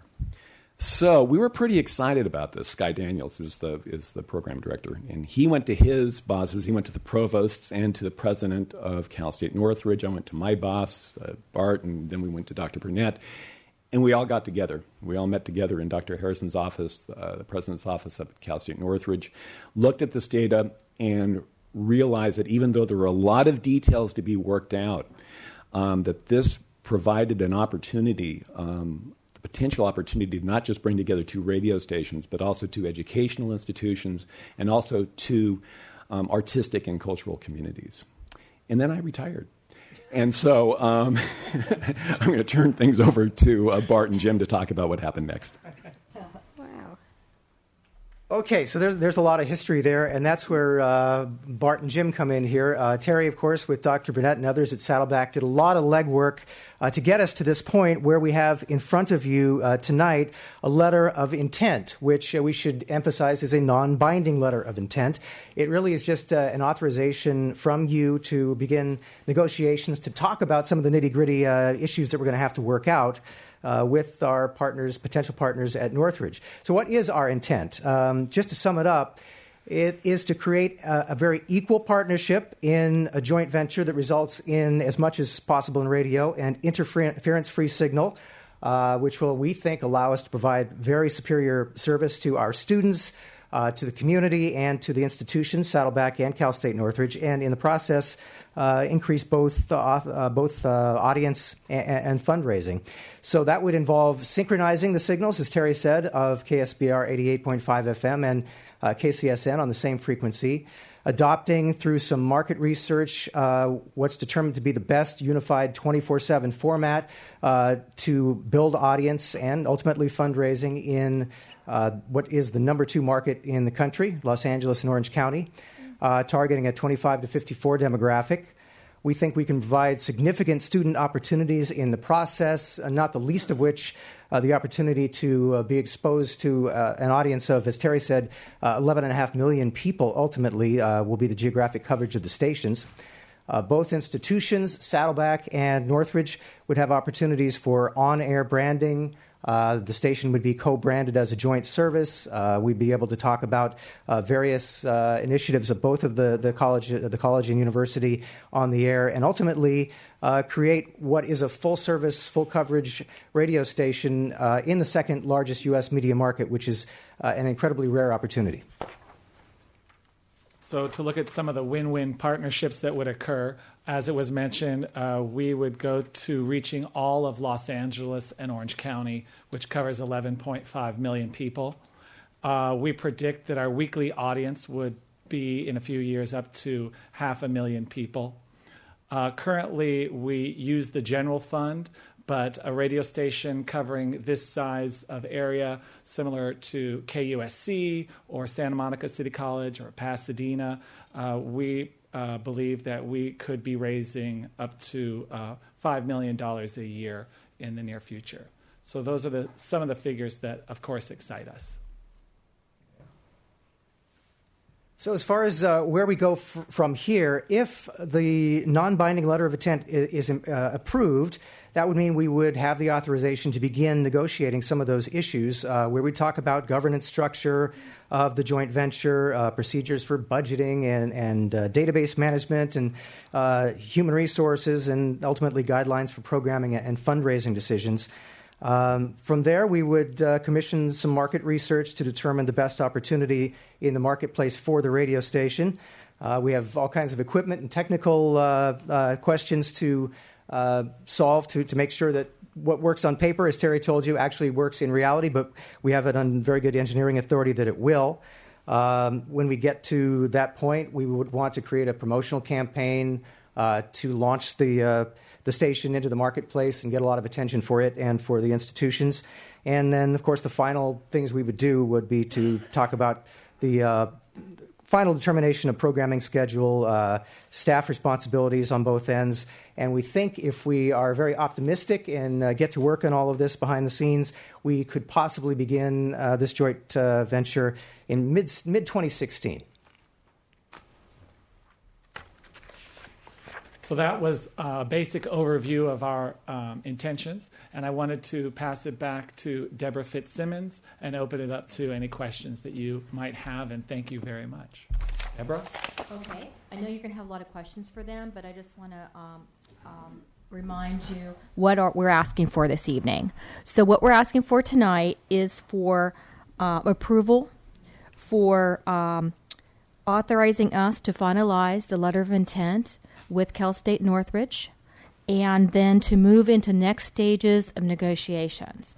And what that would entail would we envision we would be coming back to the board with a full agreement or agreements, and part of that would be a final operating agreement for the entities. So there's a lot of things that the colleges both have to work out together. And we would also envision that what would need to be established would be an entity, something like a joint powers authority. And obviously, we've been working with legal counsel, both on our end and Northridge has too. We have 2 lawyers that have been working on this, have actively worked on their letter of intent with those 3 individuals, President Burnett and some other folks at the college as well as myself. And they are specialty area people with contracts and these kinds of arrangements, as well as with the joint power authority that we would have to form and FCC regulations. So very specialized people who address radio station types of activities because it's very complicated. So with that, I'll turn it back over to them because I'm sure you have a lot of questions. Trustee Jamal. Indeed. Thank you for your report. Very positive update. When I went on the board, I paid more attention to 88.5, and I never really understood how it fully integrated into what we were doing here at the district, and then I still understanding that process. And then secondly, I work in Santa Ana, and I had no signal driving up the 5 to Santa Ana where my office is. So it got hazy around Lake Forest. So I had a couple of initial questions. Talk a little bit more about the fundraising and sponsorship and how that will work. That's I know going to be important to everyone, especially us on the board. I guess I'll start and then I'll pass it over. When we look at stations of this size, because they're reaching such a wider audience, they're able to fundraise to a larger group of people. So I guess I could ask Terry about it as well. But in looking at other public radio stations, KUSC at Santa Monica and Pasadena, they're fundraising large amounts of money because they're able to hit a larger audience. Right now, we're just not able to hit that large of an audience, though we do have sponsors. Right, and so that's kind of Terry mentioned they being an NPR station. Is that? Yeah, jump in. One of the things that Dr. Kearns did was she eliminated the NPR, and that also happened. And again, you're trying to think, what is it? What's in it for KCSN? The Corporation for Public Broadcasting changed some of the criteria for fundraising. It had to do with audience reach, and because of the amount of interference that was being received by KCSN, they were no longer eligible for community service grants from the Corporation for Public Broadcasting. So that, and for other reasons, they dropped their NPR affiliation. And so they are that is no longer a factor in the situation. Got it. So we're talking about a brand new business model for this station, that's what I'm hearing. And then is that going to also result in an overhaul of the program content? As much as I love the current content, it sounds like we're going to go in a different direction, and the content's going to dramatically change. Well, first off, as for the fundraising, I don't want to give the impression that we're going to raise $5 million in our first year. Mm-hmm. So obviously that would be a goal over time. And as for content, I'll let Jim speak to it as well. But right now, we have a wide variety of content depending on when you listen, and people are listening at different times. So I'll let Jim jump in as well, talking about content. Yeah, I think we have a lot of opportunities, actually, and I always sort of liken a radio station to a store or a museum, and you want to have on the shelves what sells. So any kind of programming changes are really an evolutionary thing that we will be likely making, whether we have a partnership or not. This will allow us the opportunity to target a much wider audience. The good thing that we have going for us now is we have so many different delivery platforms that we can serve various audiences in different places. We can also use some of the revenue that we're going to be bringing in from this operation to feed other areas of our media program, television and web and et cetera, so that we can grow in other areas that right now we couldn't possibly consider. And as far as the fundraising is concerned, that really is a game of percentages. A radio station, a public station that's really performing very well may have 10% of its audience as members at any given time. That'd be a very high-performing station. Well, if you consider KSBR's audience of 37,000, 10% of that is significantly less than 10% of ultimately, in 3 to 5 years, what would be 500,000 listeners a week. So in terms of percentages, the amount of money that you would be bringing in is just exponentially larger to support the operation and all of its auxiliary, features. So. And also in content, I think the student enthusiasm for content would be much higher as well. Right now, there's very little student involvement as far as 88.5, where OC Rock Radio, our other station that we broadcast, has an extreme amount of student enthusiasm. Will this need FCC approval? Yes, we've already, what you have before you already meets FCC approval. One of our lawyers is from Washington, D.C., and is actively a specialist in FCC regulations.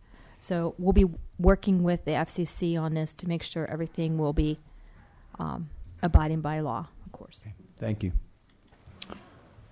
Okay. I just had a quick question about the concept of if our students are working on this and their students are working on this, it's a four-year university. The ideal is that the students working on it have an interest in mass communication. Is there some sort of a transfer pathway for the students from the Saddleback College? Yes, we've had lots of discussions about transfer pathways that we could set up for the students, and also the ability for a student to be involved with a radio station over that size of an area. We believe will be a big recruitment tool for Saddleback College to be involved with that size of a radio station, and also getting to work alongside professionals on that size of a radio station. Perfect. Trustee Lang. Oh, sorry. No, I just wanted to make sure that we made the point that one of the reasons that FCC scrutiny is not as heightened in this situation is that both licensees, both Cal State Northridge and South Orange County Community College District, the licensee, retain control over the license and the station. Both stations would continue to host studios at their facilities. Both would continue to originate programming. So ultimately, we'd have two independent radio stations working together. It is not ultimately a merger of the signals or the operations.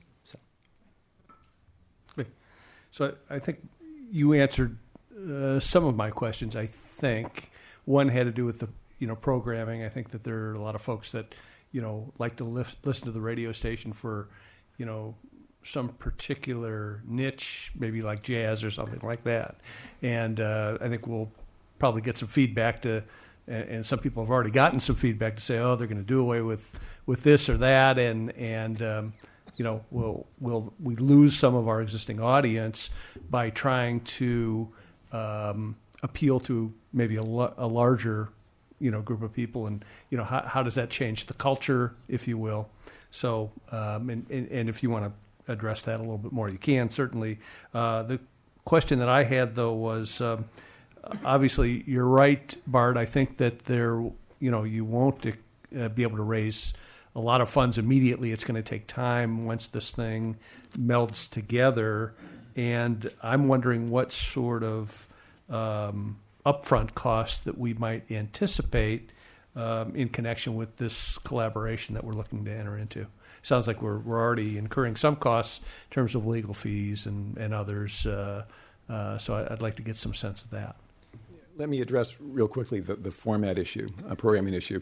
One of the things that we addressed in actually the final administrative unit review of broadcast services when I was there was the whole issue of whether or not the current KSBR format was indeed meeting the institutional needs, both in terms of academics, attracting students and training them in what they will face in the current market, as well as marketing needs. I mean, if you look at the mission of the station, I mean, ultimately, as Jim mentioned, the station has a responsibility to serve the community, but also, we have a duty, a mission within our mission statement, their mission statement, to also continue serving the college and the district as a whole. And it was determined during the administrative unit review that it was worth taking a look at other possibilities.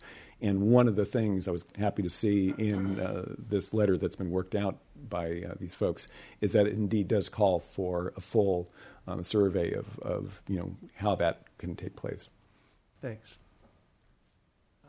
I don't have clear details, obviously, of what it will cost over the time to switch or merge. As I go back and look at these numbers of the general fund, though, I can tell you that currently our college is spending with KSBR about $341,000 a year. And we raised about $70,000 last year with our KSBR birthday bash. So the difference was what we're paying right now as a college to host 88.5. So I think there will be a cost savings, obviously, going forward. Charlie has his hand raised. I'd like to move it over to Charlie. If we could have you on microphone so it's... That's official. I would just like to note that we couldn't be more fortunate in our timing in some ways. We're actually in the process of moving the radio station from the SSC building back to the LRC, which is going to require that we re-equip it at the same time. So we could actually re-equip it planning ahead for the merger and therefore defray. I mean, it's already built into the budgets. We're already scheduled to do the move. Now, if we can just get the specs down beforehand, we can just buy the stuff that we need for the merger. And we won't have to go back and just have to redo everything again. So, like, literally the timing could not be better for this one in terms of a cost standpoint. Thank you. Since Charlie brought up the convergence that's happening in the LRC, what I'm very excited about is that we'll have a radio station right there with the television station right there with the newspaper right there with photography. So students that are interested in journalism or students that are all working together. So we're very excited that we could be creating content on our television station that we could use on our radio station, et cetera. So there's a lot of enthusiasm with the build-out of the first floor of the LRC. Can I just add one thing? If you take a look at page 9 and 10 of the agreement itself, Exhibit B, there's an Appendix A. And these were additional terms to be considered. And I think, James, you might want to take a look at this and discuss it with them.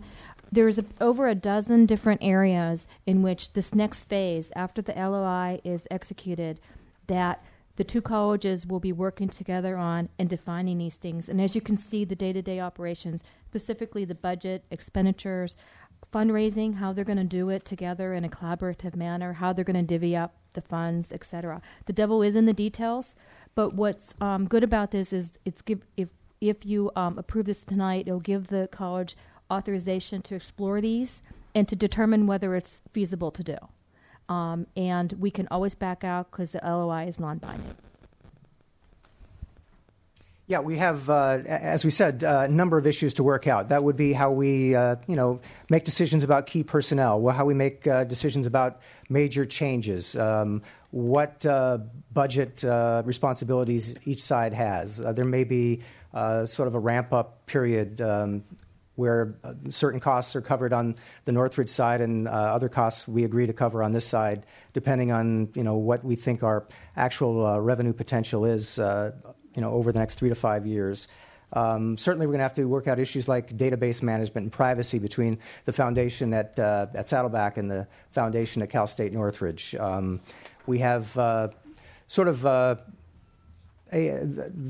interest of the folks at Northridge, for example, to distribute what is currently programming available on KSBR on the HD channel available in Los Angeles on 88.5, which could potentially expand the audience for the programming that we have on the air now, in addition to some of the other digital distribution.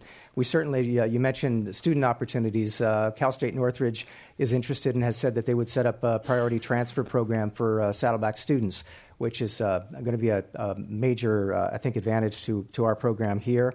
In addition to that, we think that just by having a larger operation where, for example, we may have, ultimately when the budget allows it, a professional marketing director or promotions director on staff behind the scenes, we'll have additional professionals that can work with and mentor students. As a matter of fact, some of the students might fill those roles depending on what their skills and interests are. As it is now, a mostly volunteer operation, we have a terrific group of people, some of whom are here and keep it on the air, and they have my undying appreciation for what they do. But the fact of the matter is we don't have the revenue to expand the staff, to improve the service, and do a lot of the things that we would like to do as a professional operation. Having ultimately revenue of splitting $5 million a year once the operation is really up and running will allow us to put resources into a lot of areas that I think will tremendously expand student opportunity behind the scenes, in addition to making the station really top of mind. When you look at other institutions that have radio stations and media facilities that cover the whole market, like University of Southern California, the number one most listened to public radio station in the market is KUSC with some 600,000 listeners a week. Santa Monica College has KCRW, a full market signal. KPCC, Pasadena City College, a full market signal. And we would be joining the relatively rare ranks of institutions that have that and have not only the student participation and opportunity behind the scenes, but the branding opportunity, the marketing opportunity that comes with that top-of-mind awareness for the college. And besides top of mind, just because I'm always interested in advertising events, just the ability to tell all of Los Angeles and Orange County about the online classes that we offer that you can take anywhere you are would be very exciting. So, Trustee Witt? I assume you're done? Yep. Okay. Okay, and for the sake of time, I'm going to be real fast on this. Number one, I very much appreciate your presentation tonight. But number two, I have a question for you. And Jim, you sort of addressed it, but I didn't like your answer. And that was when you were asked about content, you made the comment by saying, well, we will target a larger audience. That's not content. So I'm going to ask you this question now. How would you respond to a concerned and faithful KSBR listener who feels that the merger would dilute the content, the issues, or the community updates in our district? I actually think that the resources that we will have as a result of this merger will allow us to do things like expand the news department, expand news coverage. I think we'll probably be using different platforms in the future. We may have a much more robust web platform. We'd have much more robust, for example, smartphone initiative. We probably will have much more content ultimately, for example, on Channel 39, where we have another tremendous opportunity we're not making 100% use of. So I don't necessarily think that we'll be diluting the content. I think it'll be different content, maybe different content in different places. And change is always difficult. We understand that there are people who want to turn on the radio or the TV or whatever they're using and get what they're used to. Ultimately, I think, though, the resources that we will have available to us, in addition to the backing of a major regional institution like Saddleback, will allow us to produce probably much higher quality content and to produce it in a greater quantity than we're currently doing. So I certainly understand the concerns, and as I said, change is difficult, but change is likely going to come regardless of a partnership agreement like this. Having the opportunity now to do a partnership that actually provides the resources and doesn't leave us just sort of struggling as a radio station that reaches 372,000 people. We could ultimately cover 11.5 million. It's just a tremendous difference in the available resources that we're going to have, and I think that difference will be borne out in the content we're able to produce, through the people we're able to add to the staff, through the students that we're able to mentor. So I think, as Charlie mentioned earlier, we have some rather grand visions for things that we can do within the department with web and television and radio. Ultimately, HD radio also offers another opportunity for us, but resources are at the heart of that. So, are you asking about content in terms of what we provide the community as a service, or the smooth jazz format? That wasn't made clear to me when people talked to me about it, but I believe it was content as what was given on the air, not music. Not the music? Yeah, not the music. Then in this case, Jim is exactly right. If anything, you should be able to go back and tell them the content that we deliver as a college to the community is going to increase in quality and quantity tenfold. And we're going to be able to reach them not just over the radio with better signal, but over the television channel, over the web, over streaming. And it's going to be much higher quality content of much greater depth. And as I said in the beginning, to me, there's no doubt in my mind that we're going to increase the quality, the quantity, the reach, and the profile and the prestige of the college. To me, Charlie, I totally agree with you. I just would like you to now and then mention those faithful listeners. And they're going to be rewarded with their patience and loyalty is going to be rewarded with greater community involvement and reach from Saddleback College. I think that's a good way to bring them all in. All right. Trustee Milchiker. Hi.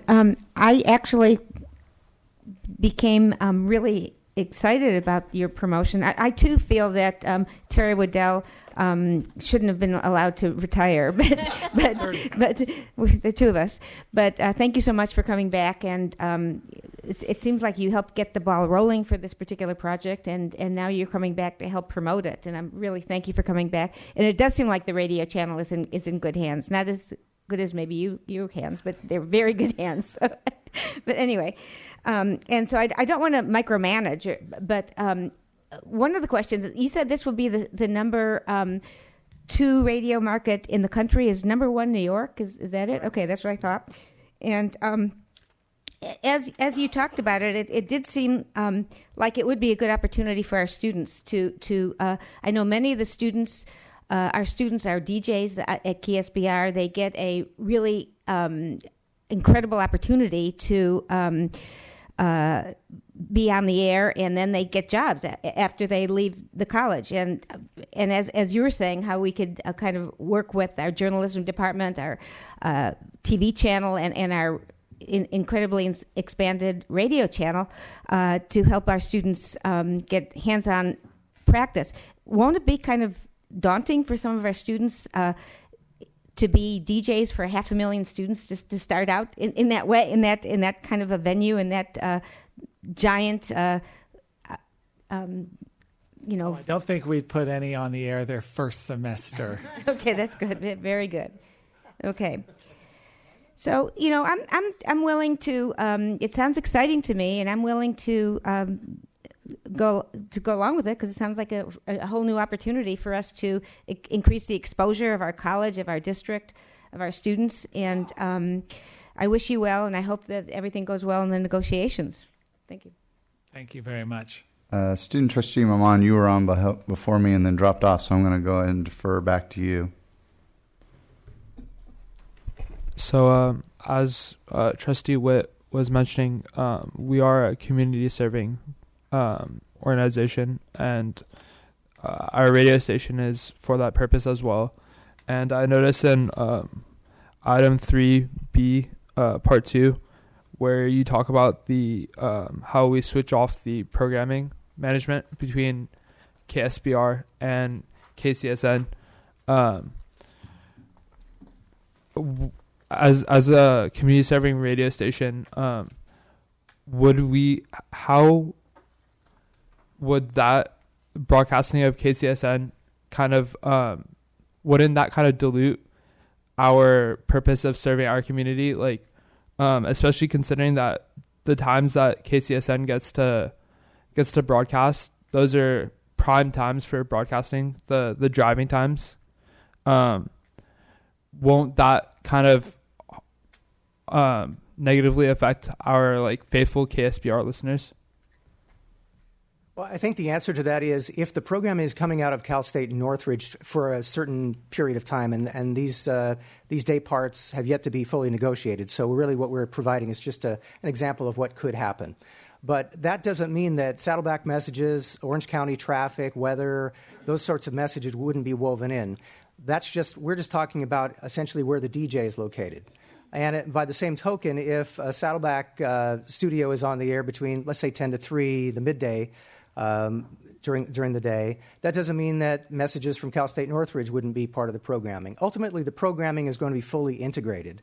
And what's actually really a good opportunity, I think, as a professional broadcaster in that is that when we have students involved as DJs, and many of them are going to be behind the scenes, but the ones who are interested in being on the air, they're going to get a sense of what actually happens in a real broadcast environment professionally. They're going to get a sense of having to be in a studio in Orange County and figuring out what's going on in the San Fernando Valley in some cases, because they're on a radio station that's covering people driving the entire I-5 or 405 corridor. And by the same token, Saddleback messages are going to be broadcast on the combined signal during the times that they're broadcasting from Northridge. So I don't think that where the actual broadcast is taking place is as important as far as serving the community as you might think, because ultimately what the radio station is going to be is not KSBR certain hours a day and KCSN other hours of the day. It will be one common program stream, essentially, that is programmed comprehensively so that when they get off the air at 10 a.m. or something, whatever it is in Northridge, they're going to throw the switch and we're going to broadcast from Saddleback. But a lot of the content will be similar, which will include Orange County public service announcements. We have plans already to, jointly promote events and things in Orange County that will serve as both community focal points and ultimately we think fundraisers for the joint operation. So really, I don't think we're going to lose too much in terms of public service that way. Okay, I have one final question, just not to get into a standoff situation, but has Cal State Northridge board already acted on this? Or are they waiting? Their board doesn't need to act on it. The president of the university has already agreed to it. Great. And all other related stuff. Sure. All right. So then, seeing no more requests to speak, I have a motion from Trustee Lang. Second. And a second from Trustee Jamal. And you're going to get mad at me for just 15 seconds. Say something. If you're able to pull this off within the time frame that you've projected, and given the revenue share, which you've also projected, I mean, it would be one of the most significant accomplishments that I have seen in my nearly 4 years on the board. So, kudos for moving forward with this, and hopefully the projections will come to fruition in 2016. Thank you. All right. Seeing that, we'll go ahead and vote on the item. Unanimous yes vote, 1 student advisory yes vote. Moving on to 6.2, Saddleback College Science Building Project. No changes? No changes. Do I have a motion for approval? Motion from Trustee Lang, second from Trustee Wright. Do we need anything from Brandy or any questions? Seeing nothing, go ahead and vote on the item. Trustee Jamal. Unanimous yes vote, 1 student advisory yes vote. 6.3, Saddleback College Technology and Applied Science Swing Space Project, change order. Move approval. Motion from Trustee Witt. Second. Second from Trustee Lang. Seeing no request to speak, no report or information on the item, go ahead and vote. Unanimous yes vote, 1 student advisory yes. 6.4, Saddleback College Technology and Applied Science Building Swing Space Project Architectural Services Agreement. Move approval. Trustee Milchiker move. Trustee Witt second. Seeing no request to speak, no report on the item, we'll go ahead and vote. You were early. Unanimous yes vote, 1 student advisory yes vote. 6.5, Irvine Valley College Grant Acceptance, U.S. Department of Education. Do I have a motion? Move approval. I have a motion from Trustee Milchiker, a second from Trustee Jamal, and a request to speak from Trustee Lang. Yes, just had a couple of questions about this item. I was curious to know, I guess this is an IVC item, grant acceptance item, and wondering how many students currently attend IVC that identify themselves in this category.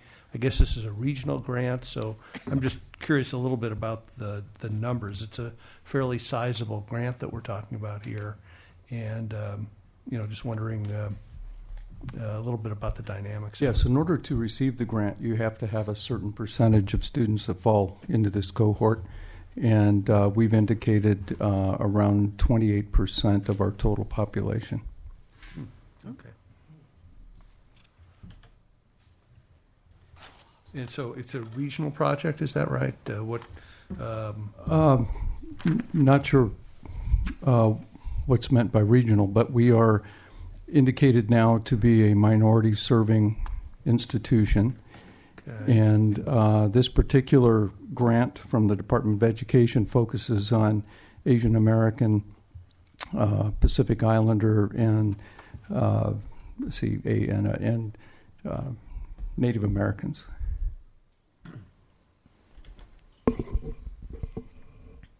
Okay, thanks. Why don't you move on? All right. Trustee Jamal. Yeah, I just want to congratulate IVC on the contract. It's very impressive. It's good news. the hour is late. I don't want to take up time, but I looked at the executive summary, which was a little vague. If there's anything top line or maybe an overview which you can share with us at some point as to what the activities of the grant are going to be, that'd be great. Time That's to come it. back. Be Thank you. happy to. Yeah. Yeah, that's what I'd be interested in as well. Great. Seeing no more requests to speak, we'll vote on the item. All those, unanimous yes vote, 1 student advisory yes vote. 6.6, Irvine Valley College, use of Magnolia High School District bid for technology equipment and peripherals. Second. Motion from Trustee Jamal, second from Trustee Milchiker. And a request to speak from Trustee Lang. Just real quick question about, I know there's a cap on this not to exceed $2.5 million, but I'm just wondering if we have any idea what the current year expenditures were likely to be for technology equipment and peripherals.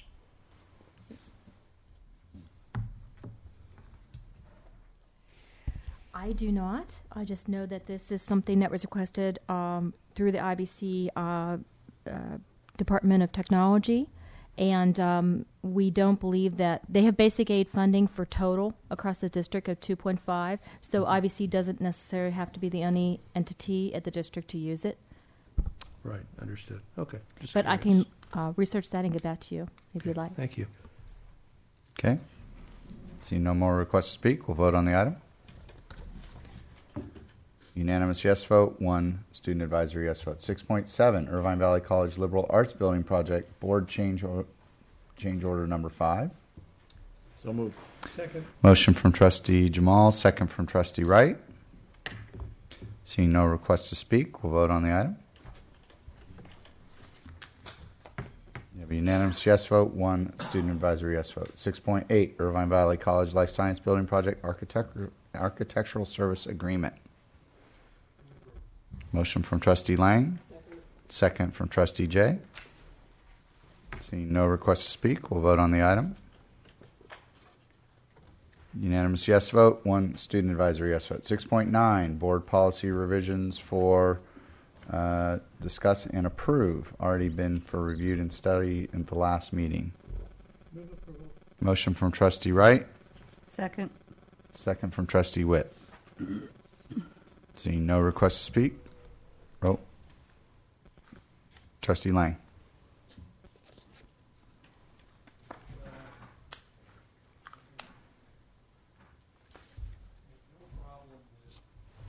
Everything except for Exhibit D. Mike. Trustee Lang.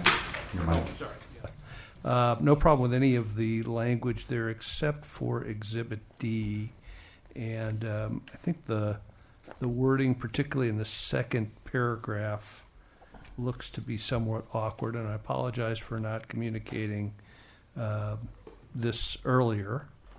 But I would like to consider pulling that item to communicate some potential language changes on that and bring it back to the next meeting. So this is D as in Deborah? This, yes. BP 5404? 5404, okay. Yes.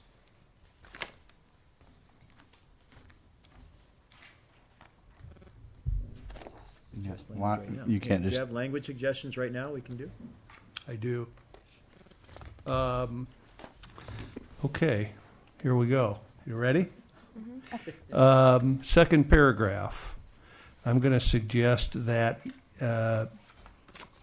in substitution for what's there, that it read, the district will encourage the reporting of sexual assaults by eliminating barriers for victim of sexual assaults by eliminating barriers victims face who come forward to report sexual assault.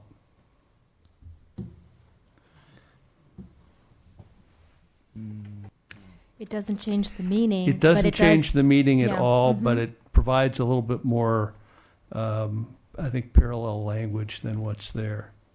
Just seemed like the language was a little awkward. I don't see the BPAR committee having any issues with that language change, if the board so chooses to do that on this. It seems to clarify more what the intent of the paragraph or the sentence is?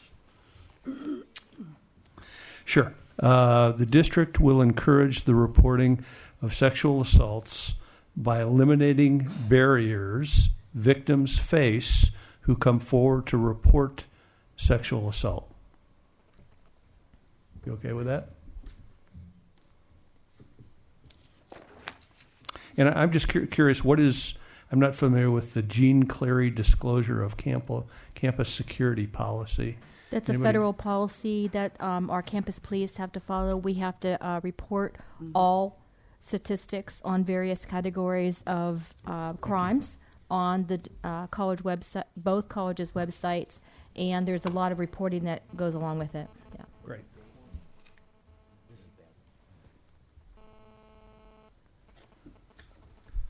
Okay. So we'll move to approve the item with the amended language on Exhibit D. Did we already have a motion in a second? We did? Okay. I think so. Is the amendment considered friendly to the maker of the motion? Yes. And to the seconder? Yes. Okay. Proper procedure has been followed. We'll go ahead and vote on the item. Unanimous yes vote. 1 student advisory yes vote. 6.10 board policy revisions for review and study. Second. We have a motion from Trustee Lang and a second from Trustee Wright for review and study. Go ahead and vote on the item. Trustee Witt. Unanimous yes vote. 1 student advisory yes. 6.11 authorization of payment to trustee absent from board meeting. Move approval. Second. Motion from Trustee Milchiker, second from Trustee Lang. I second him. Doesn't matter. You can give him credit. Oh, I'm sorry, Trustee Jamal. Sorry. We'll go ahead and vote on the item. We'll go ahead and re-vote on the item. We need an abstention from whoever was absent. We'll try that again.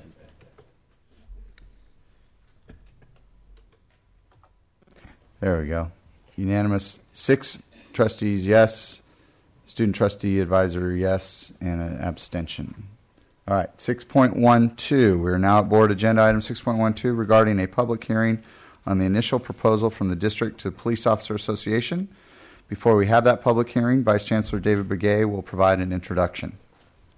The board will conduct a public hearing to provide an opportunity for the public to comment on the district's initial proposal to the Police Officer Association. If you have any questions about this public hearing process, I'll be here to assist. With that, does the board have any questions for staff to assist with their understanding of this matter?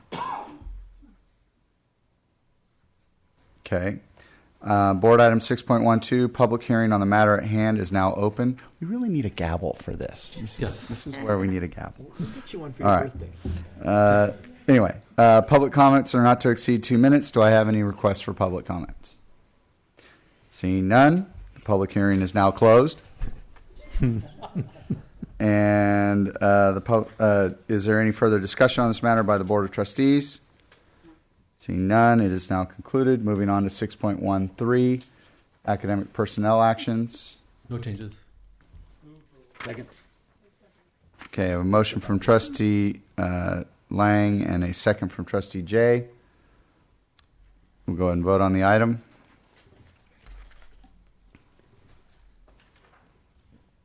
Trustee Milchiker. Oh, I did.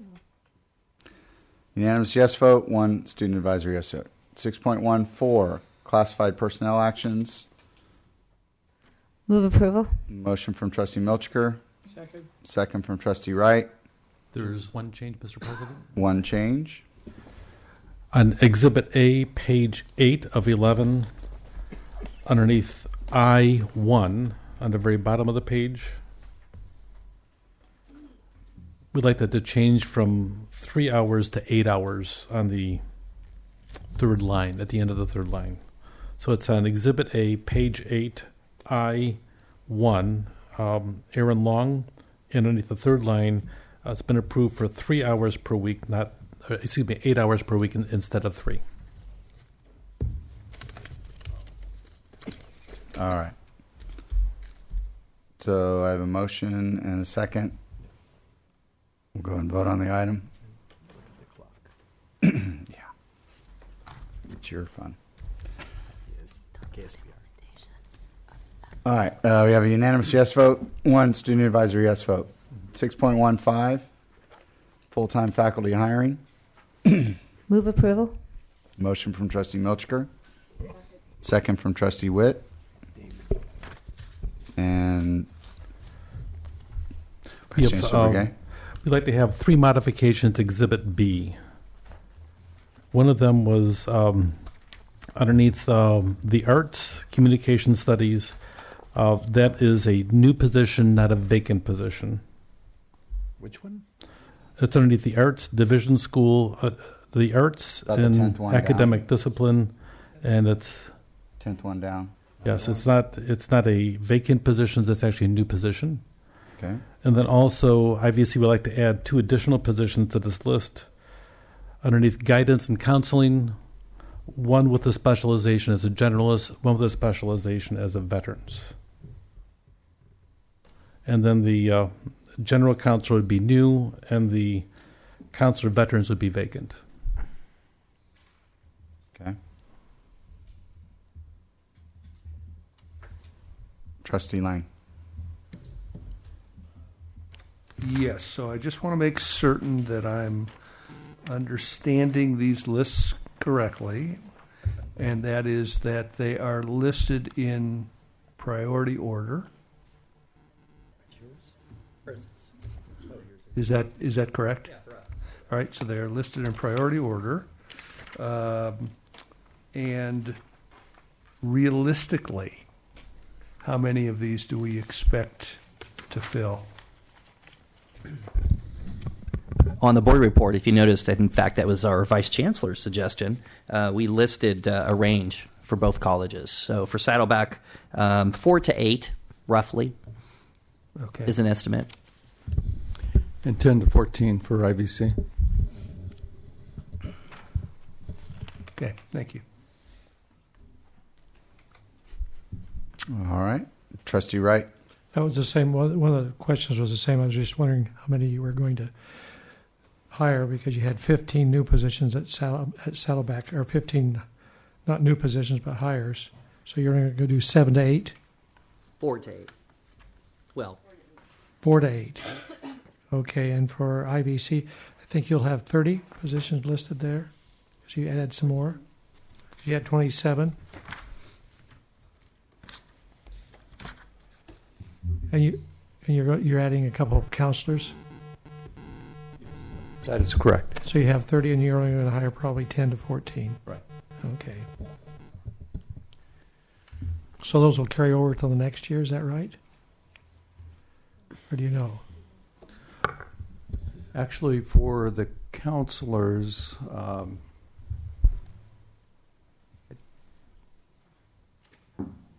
me ask Dr. Fontanella about the counseling positions.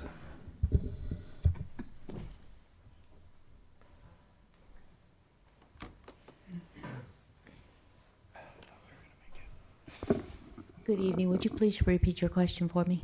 Well, I was wanting to know, you have 30 positions, you're only going to hire 10 to 14. Will those positions then carry over for next year if they're not hired, these 30? Yes, they will. Okay. Yes. If you look on the actual board item, the authorization by the Board of Trustees on the very cover sheet, it automatically, this is authorization by the Board of Trustees to recruit these positions for the next 2 years. So the positions that are on these lists tonight, the board is authorizing the colleges to recruit them for this upcoming year as well as the following year as well. Okay. Okay. So we already have a motion and a second. We'll go ahead and vote on the item. Unanimous yes vote, 1 student advisory yes vote. Before we get to 7.0 reports, Trustee Jamal. Mr. President, I move to extend the board meeting until 9:30 p.m.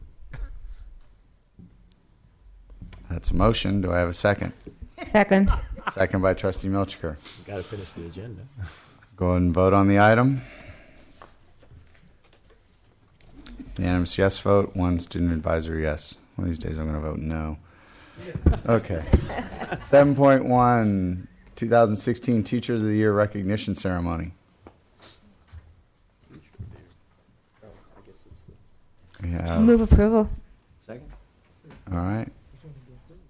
Is it a motion? These are just information. Information, okay. Just It's- bring it it's to attention information. that we have someone very special getting recognized, as was mentioned earlier. Absolutely. All right, 7.2, Saddleback College and Irvine Valley College speakers. Any questions on that? 7.3, HR Financial Software System Workday Project Update, letting us know how things are going.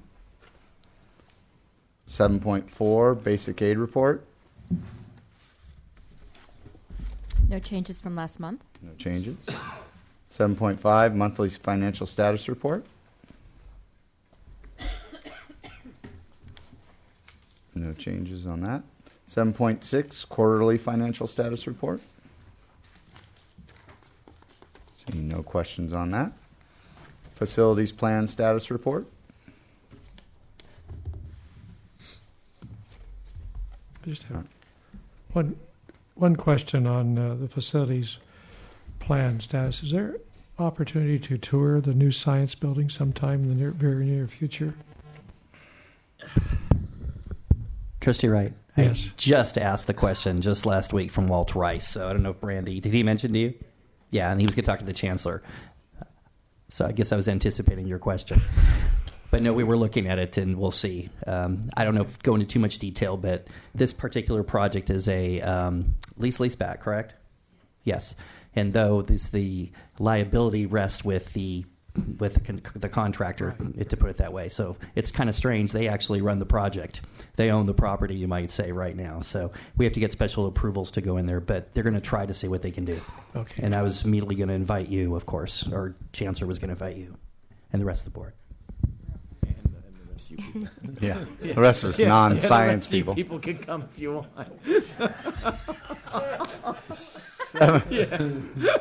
You got that. Yeah.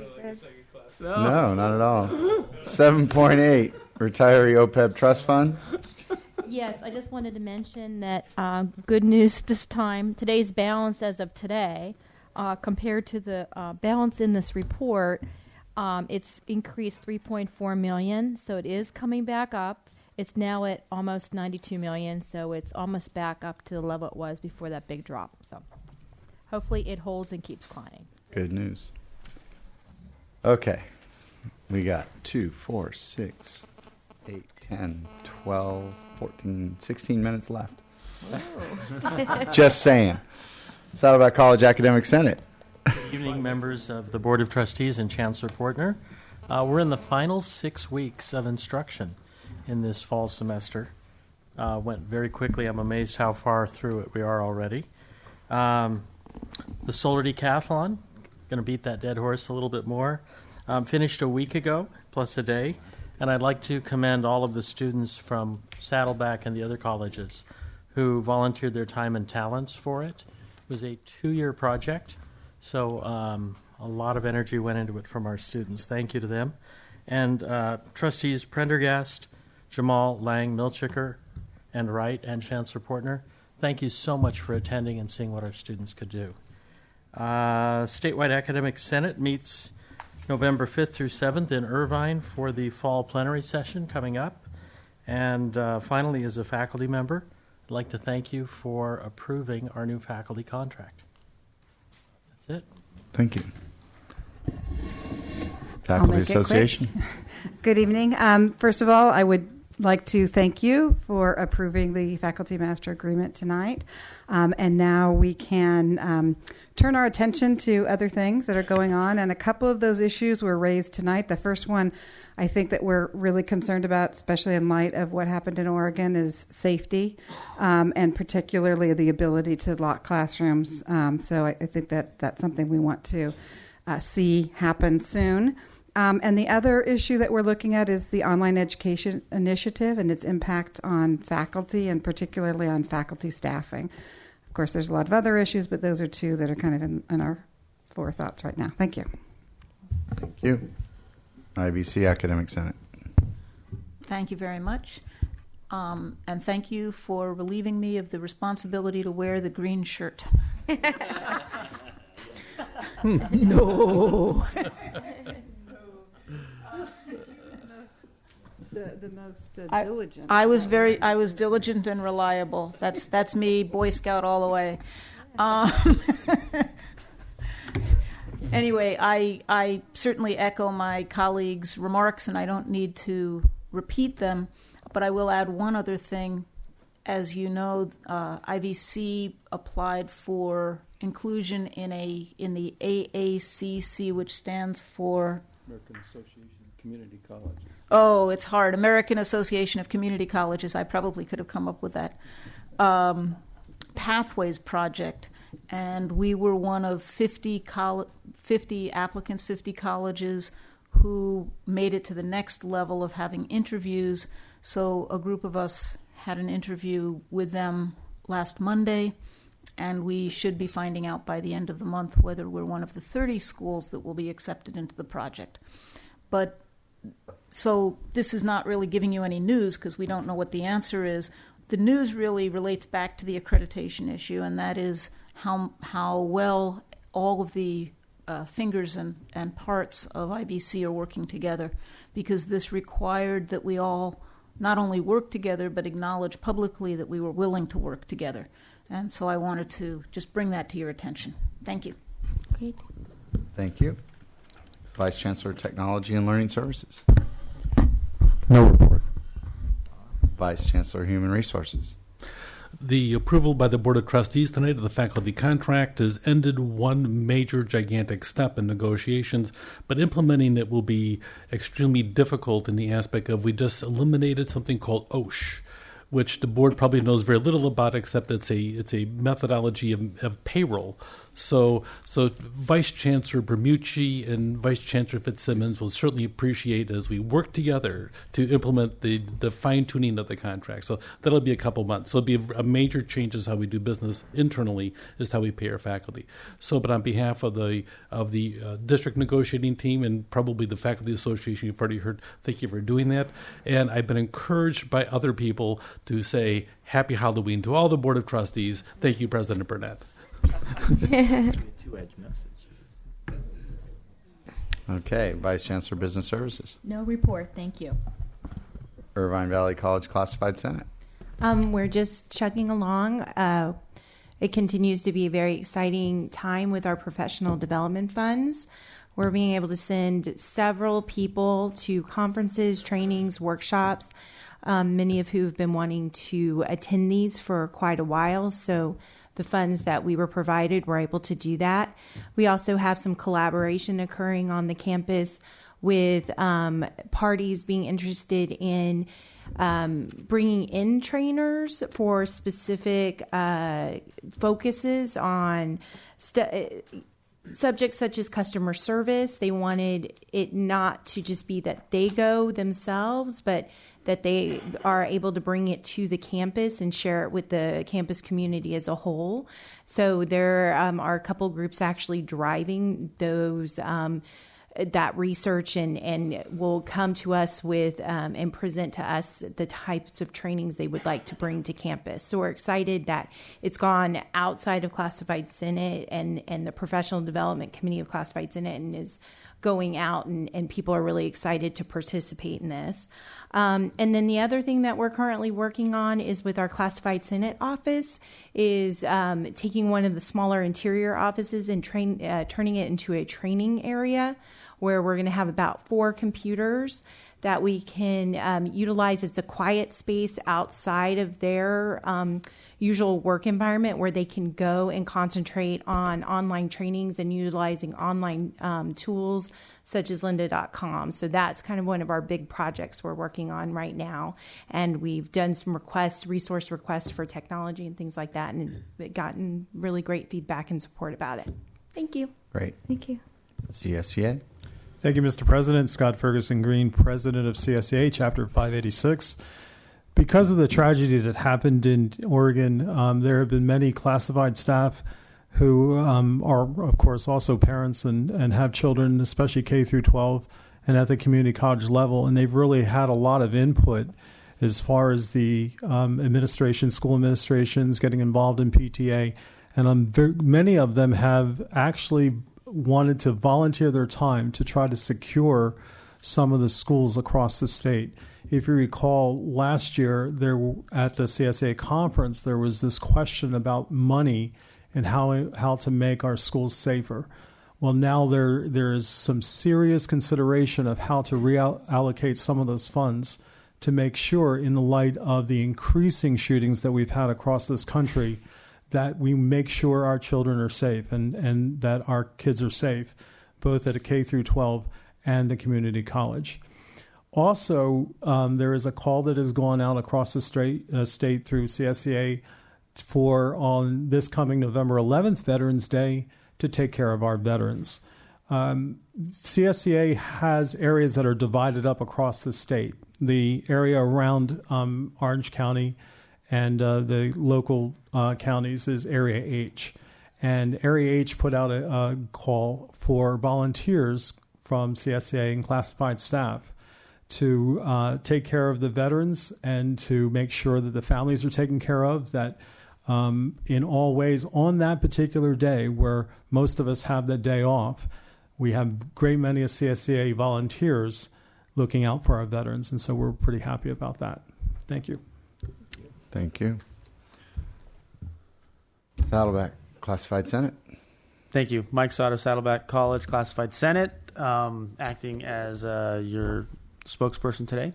I mentioned it last month, and I'm here today to mention it again. We are in the final week of our collecting foods and funds for our Saddleback College student veterans. Great segue. Every year, the Classified Senate provides Thanksgiving foods in baskets for our student veterans. And this year, we are in a big need for our veterans again this year. We have over 60 veteran families who signed up to receive these baskets. Now, these are men and women who have asked for this gift. And we really want to reach our goal this year and provide each and every one of them with a basket full of food and gift cards to supermarkets so that they can provide Thanksgiving meals for their family. We are accepting any kind of food item that you can bring us, but we also are accepting an online donation this year. And if you go to saddlebackcollegegiving.org/Thanksgiving, you can donate online and thank you to the Saddleback Foundation for setting that page up for us. So that's saddlebackcollegegiving.org/Thanksgiving. Thank you very much. Thank you. So with that, tonight we adjourn our meeting in memory of Saddleback College student Cesar Medina, who was killed in a hit-and-run accident while skateboarding. A person who has been arrested in connection with his death. Our thoughts and prayers go out to his family, friends, and fellow students. Good evening.